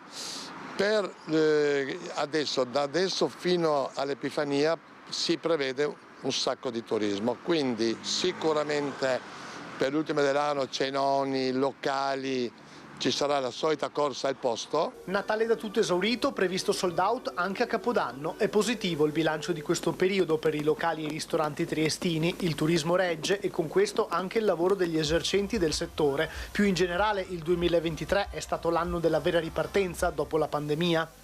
Positivo almeno nella nostra categoria, positivo perché c'era tanto turismo, cioè la gente gli è tornata la voglia di spendere, quindi positivo in tutti i sensi.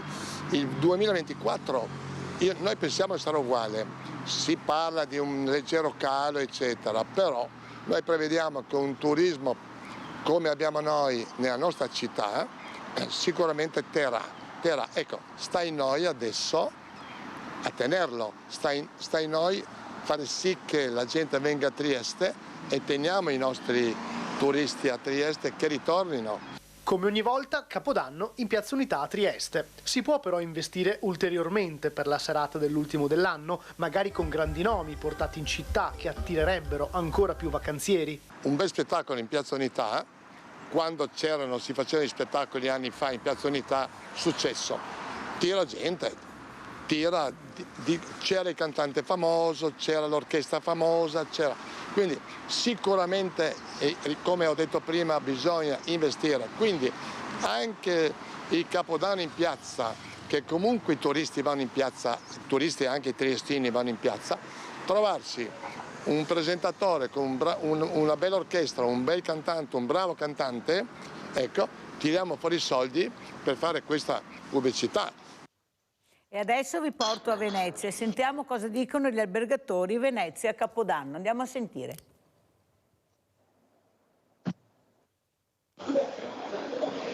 Ultimi giorni di un 2023 da record per gli hotel in Laguna.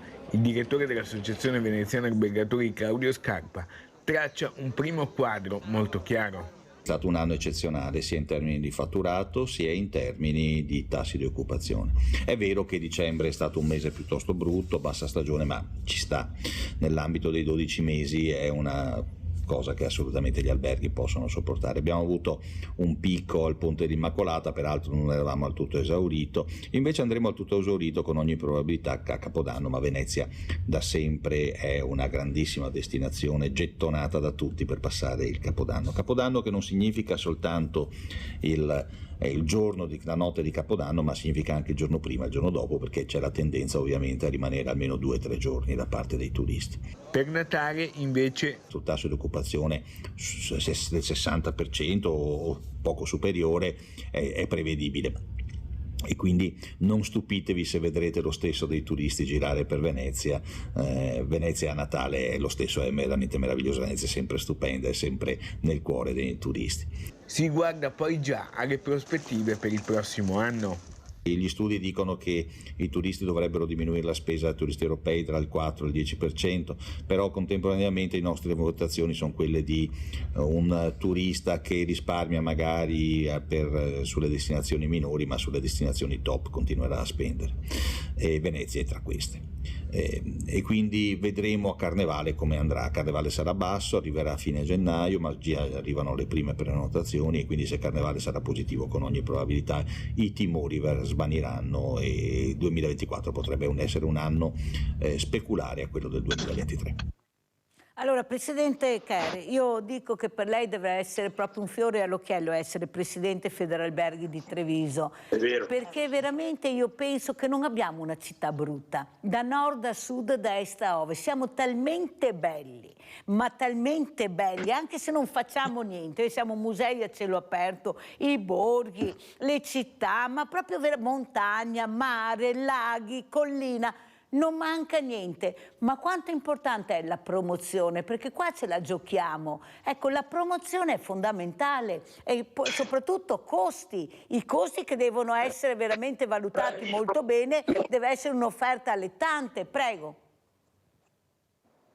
Assolutamente, assolutamente sì, l'offerta oggi il turista che viaggia al mondo è un turista preparato, non è più il turista di una volta che magari andava e faceva un viaggio senza conoscere bene o semplicemente sfogliando un catalogo. Oggi il turista arriva preparato, sa già cosa deve vedere, confronta i prezzi, confronta le offerte, confronta la qualità delle strutture, la qualità dei ristoranti dove va, conosce esattamente che cosa compra. Quindi il cliente non possiamo più raccontargli delle cose. La promozione deve essere una promozione fatta, armonizzata, con tutto il sistema promozionale del Veneto, perché oggi quando si va all'estero a promuoversi all'estero non si può andare più come singolo comune, come singola provincia, ma bisogna andare in un contesto molto più grande, quindi bisogna andare a promuovere il Veneto, anzi il Veneto viene ancora, infatti lo chiamano giustamente Venice Region,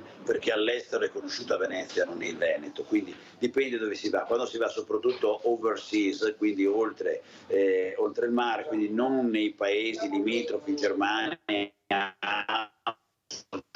i nostri clienti da tempo, ma vogliamo portare nuovi clienti, allora bisogna andare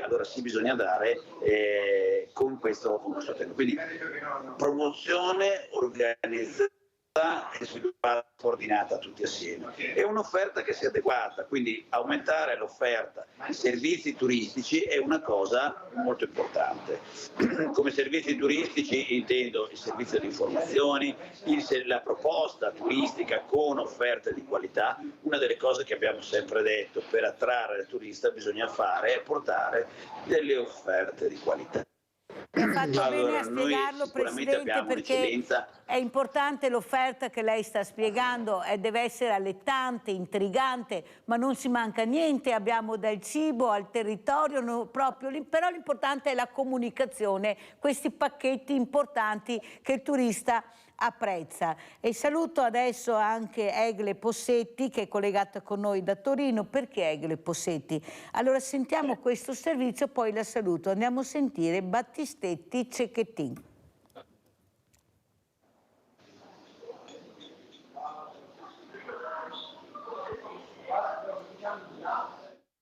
Chiedo veramente a chi si permette, alle persone che si permettono di criticare, di valutare il dolore che ogni famiglia vive prima di fare dei commenti. Ogni famiglia vive il dolore a modo suo. Io mi sono sentita tante volte offesa perché hanno detto cosa quella mamma non sta neanche soffrendo perché sta andando in televisione, sta facendo.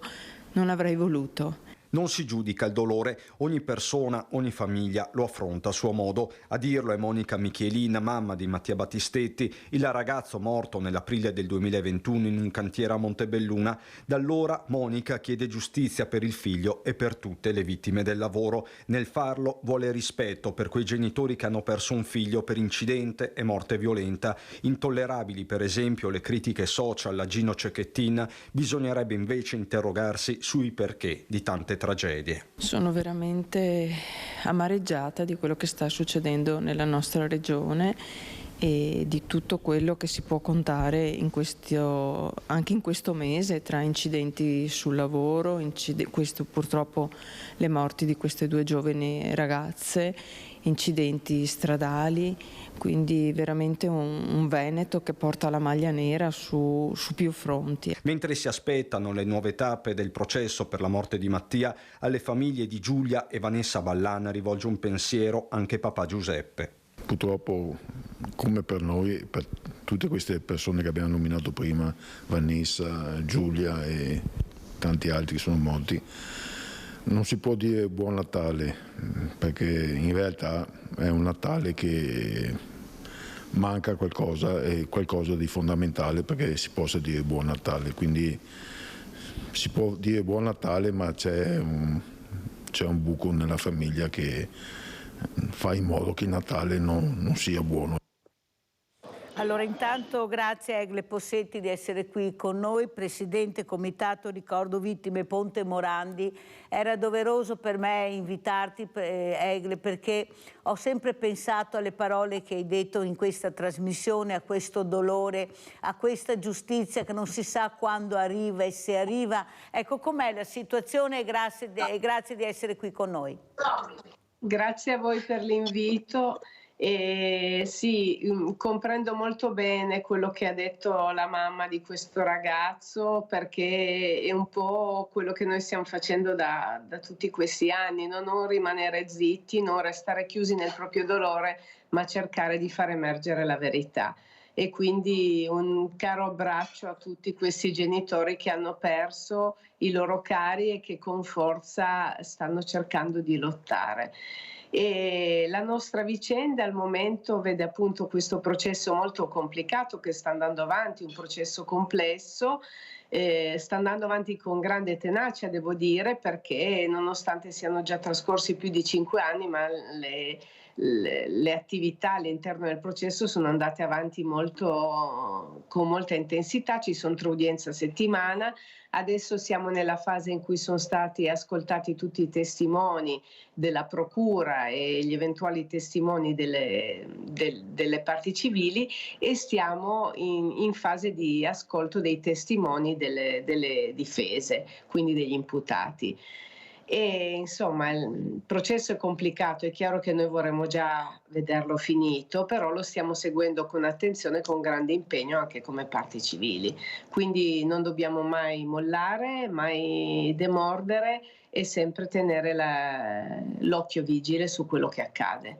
Senti Presidente, ma secondo te non c'è qualcosa che non torna nei nostri conti, noi che sentiamo, che guardiamo, che osserviamo, che riflettiamo e poi magari telefoniamo anche a Sveglia Veneti ad alta voce? Perché complicati? Se 1 più 1 fa 2, deve essere 2. Deve essere sempre 1,5 e sempre a sfavore di quello che invece dovrebbe avere 2 più. Perché questi mesi, questi anni, questi calvari di queste famiglie che devono rivivere continuamente questo dolore, rivivere questo straziante abbandono di questi cari? C'è qualcosa che non torna, non si va avanti, si fa qualche piccolo passetto, ma poi alla fine c'è la prescrizione. Perché ci mancava anche quella in Italia, ce l'abbiamo solo noi ma ce l'abbiamo tutta. Ecco, cosa vuoi dire Egle?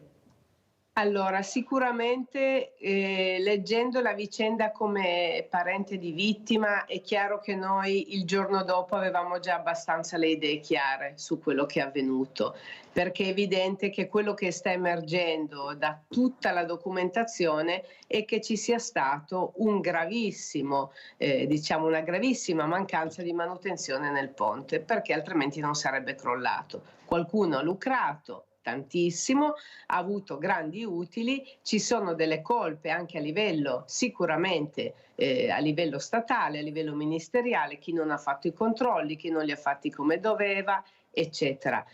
Tutto questo però in Italia è complicato da provare perché da un punto di vista processuale ovviamente dobbiamo essere garantisti, non possiamo decidere così che uno è colpevole, devono esserci le prove e la realtà che noi vediamo, leggiamo dai documenti deve diventare realtà processuale, verità processuale e questa è la parte che è complicata. Sicuramente dovrebbero essere fatte delle modifiche, magari di alleggerimento dei processi, ma non mi sembra che si stia andando in questo senso. I colletti bianchi in Italia sono sempre stati molto tutelati, vicende che vedono imputati dei colletti bianchi alla fine, come diceva giustamente lei, arrivano alla prescrizione, arrivano con delle imputazioni e delle condanne ridicole. È molto complicato perché comunque i colletti bianchi sono sempre stati protetti. Se un poverino che magari per mangiare ruba una mela è sicuro che quello magari sarà più facilmente condannato. Tenete conto che questi imputati eccellenti hanno avvocati eccellenti e quindi ogni piccolo magari ingarbugliamento, ogni piccola situazione che possono far emergere per rallentare, per bloccare, viene ovviamente portata avanti. Devo dire però che nel nostro processo è complicato il fatto che ci siano 58 imputati, documentazione tecnica, approfondimenti tecnici. È chiaro che tutti abbiamo visto il crollo, però il crollo deve essere motivato e noi in cuor nostro sappiamo benissimo quello che è avvenuto, dobbiamo riuscire nei tempi a poterlo dimostrare. Noi ce la mettiamo tutta con i nostri avvocati, con il nostro tecnico, l'ingegnere Ugarli e cercheremo di portare avanti come possiamo questo nostro impegno. Chiaro che c'è un impegno grande anche della procura, cioè non stanno dormendo, questo è quello che mi preme dire. Ci mancherebbe, aggiungo io Egle, ci mancherebbe con quello che è successo con tutte queste vittime che non torneranno più, famiglie distrutte. Abbiamo Claudio da Marano, ciao Claudio. Sì, buongiorno a tutti. Male in Italia sono i partiti di destra perché hanno fatto una privatizzazione da preda e hanno distrutto praticamente quello che c'è di sociale, perché le scuole sono in grave crisi, gli ospedali sono in grave crisi, adesso hanno allargato le maglie per assegnare gli appalti fino a 5 milioni senza gara d'appalto, quindi hanno assegnato 30 miliardi senza gara d'appalto per tutti i lavori che ci sono da fare col PNRR. Allora, questa è l'Italia, questa è la destra, non l'Italia, questa è la destra che vi votate, cioè prendere i lavori solo per gli amici. E poi è successo che hanno dovuto anche, oltre il Ponte Morandi, hanno dovuto anche dare altri soldi a chi gestiva.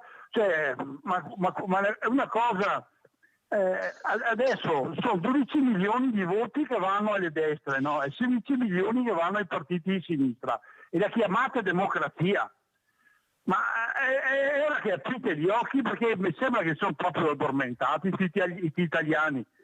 Buona giornata a tutti signori. Abbiamo sentito le riflessioni di Claudio Damarano, adesso andiamo a sentire invece cosa hanno detto Conte, Mion, Benetton. Andiamo a sentire.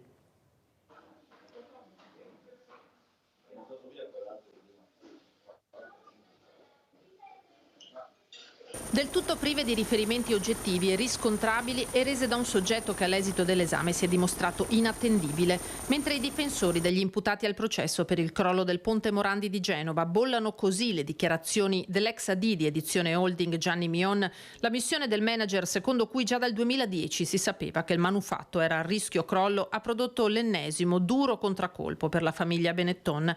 Nessuna dichiarazione da Alessandro Benetton, tornato al timone di Edizione nel gennaio 2022.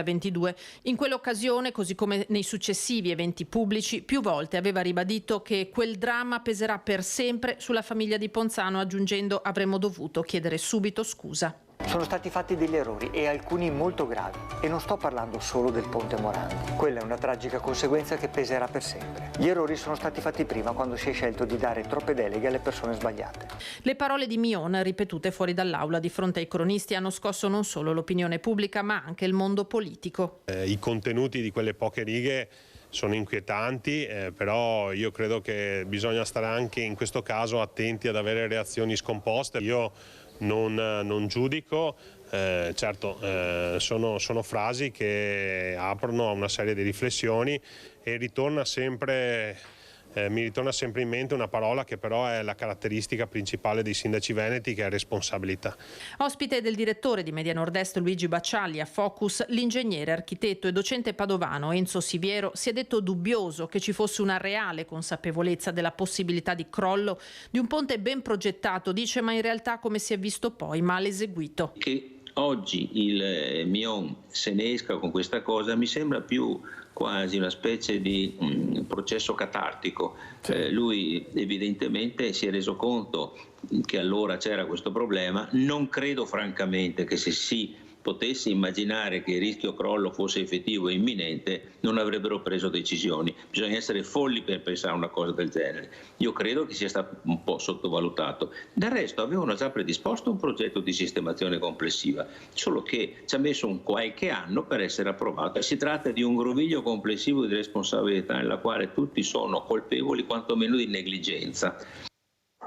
Sì, la follia però a qualcuno non manca di sicuro. Presidente Kerr, quanto importanti sono le infrastrutture, però le infrastrutture con un certo equilibrio, perché abbiamo una fragilità, una bellezza del territorio che bisogna stare attenti quando ci mettiamo le mani. Queste colate di cemento che a molti non piacciono di sicuro, si può fare lo stesso visto che arriviamo alla Luna rispettando l'ambiente come facevano gli antichi una volta, o sbaglia, con meno risorse, meno mezzi, ma il rispetto c'era dell'ambiente. Prego. Ma allora, voglio dire, è il nostro futuro, no? E noi lasciamo, il nostro futuro è l'ambiente dove viviamo e cosa ci circonda. Cosa lasceremo ai nostri figli? Vediamo che i nostri figli sono spesso arrabbiati, hanno e stanno cercando di farsi una cultura, di capire, e sono arrabbiati con noi per il mondo che gli stiamo lasciando. Quindi insomma il problema non è così banale, così di fondo. Se invece dobbiamo andare a vedere l'economia e cosa, continuiamo a fare colate di cemento, continuiamo a riempire tutta la nostra bellissima natura di strade, autostrade, chi più ne ha più ne metta. Quindi io credo che andare e sviluppare un territorio che sia un territorio sostenibile, fruibile, ancora a contatto dalla natura nel tempo, magari non subito, ma pagherà in modo importante. La ringrazio e peraltro di queste è vero parole, che per sviluppare Presidente. il turismo, mi dica. No, la ringrazio di queste parole perché fa capire l'importanza dell'ambiente. Allora io devo correre purtroppo, Presidente, perché il tempo è tiranno con noi. Certo. Allora sentiamo anche Egle Possetti, questo servizio, ecco, come lo commentiamo? Allora, guardi, innanzitutto l'intervento appunto del dottor Mion ha fatto sicuramente emergere quello che però dai documenti c'è già. Mi dispiace molto che l'ingegner Siviero dica che non c'era consapevolezza. Purtroppo la consapevolezza c'era. Era stato scritto nel 2013 nel risk assessment societario che il ponte era a rischio crollo. Se poi l'hanno scritto così precauzionalmente, guardate, non è accettabile, perché ci sono tutta una serie di elementi che fanno presagire la gravità della situazione. Sicuramente è stata sottovalutata per motivi che immaginerete, per riuscire ad avere utili più alti.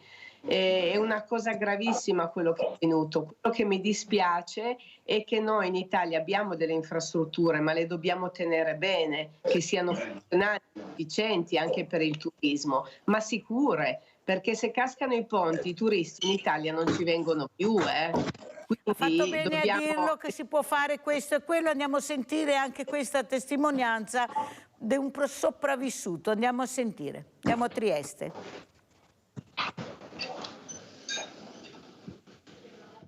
Nessuno ha detto niente, non hanno fatto nulla, hanno firmato un'autocertificazione e poi purtroppo 8 anni dopo sappiamo quello che è successo. Sì. Tu mi hai svelato che non avevi seguito nulla, non sapevi nulla. No, perché hai cancellato? Cosa hai fatto? No, hai non ho cancellato, nel senso che la vita va avanti, quindi ho altre cose più importanti da fare che seguire una cosa che secondo me comunque non finirà in niente, sinceramente. Quindi, tu dici? Sì, quindi come non mi sorprendo di quello che mi hai raccontato, che era una cosa che risaputa già dal 2010 e quindi purtroppo in Italia, come tutte le cose, deve sempre scapparci il morto, in questo caso 43. È ancora molto provato a distanza di quasi 5 anni, tanto da non seguire più la vicenda sui media. Federico Cerne, il fisioterapista triestino superstite del crollo del Ponte Morandi a Genova del 14 agosto 2018, è quasi riluttante a commentare la dichiarazione di Gianni Mion, ex amministratore delegato di Edizione, la holding della famiglia Benetton, che davanti ai magistrati ha detto il ponte aveva un difetto originario di progettazione ed era a rischio crollo. Lo sapevamo tutti fin dal 2010. Però... Sì, però un conto è sapere, no? Cioè questo, certo. No, cioè, quando... però, se io ti dico sapevano e non hanno fatto niente, tu cosa dici? Mi viene spontaneo dire che gli interessi economici vengono sempre messi davanti alla sicurezza in questo caso, ma anche alla salute delle persone. Io magari ho la fortuna che te lo posso raccontare, posso esprimere il mio pensiero. Ci sono altre 43 persone che non possono fare la stessa identica cosa. Tra l'altro appunto lui avrebbe detto non ho parlato, non ho detto niente, forse per paura, non ci siamo resi conto, o avevo paura di perdere il posto di lavoro. Questo ha detto Mion anche. Che pensi? Che io per fortuna ho un'altra etica e quindi magari a questo punto sono io quello sbagliato, perché se tutti ragionano così... Mi auguro di no. Lo spero anch'io, ma ne sono convinto. Lungo e complesso è stato il percorso riabilitativo del 39enne triestino, che da allora ha subito ben 10 interventi per gli effetti della caduta, dalla quale si è salvato insieme all'allora fidanzata Rita Giancristofaro. E ancora oggi di quel terribile incidente Federico Cerne non ricorda nulla. Cioè che pensiero hai avuto? Che ho avuto fortuna, perché se ho saputo, anche lì l'ho saputo 5 giorni dopo, perché mi ricordo che ho chiesto a mio papà come va, mi ha detto bene, sta arrivando Mattarella. La prima domanda che io ho fatto: per me viene Mattarella? Cioè, mi fa no, per i funerali di Stato, perché ci sono stati 43 morti. E allora lì ho capito, è un incidente, allora è importante. Mamma mia. Allora, come ci saluta Egle Possetti?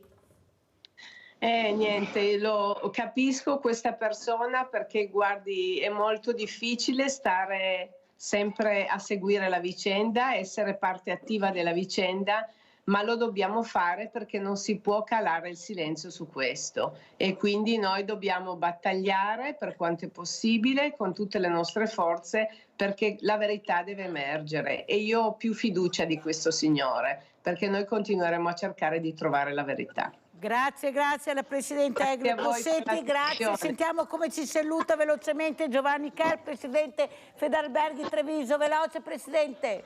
Velocemente, per prendere le parole della dottoressa Possetto, per fare le cose è importante fare le infrastrutture ma farle bene. Treviso ha delle ottime infrastrutture, l'ultima è stata la Pedemontana che si è aggiunta da noi, fatta bene, tutta infossata, non disturba il territorio, porta turisti e non danneggia la natura. Questo è quello che a nostro avviso deve essere il futuro delle infrastrutture nel nostro territorio. Grazie anche a Giovanni Kerr, Presidente Federalberghi Treviso, grazie, la posta di Mirella.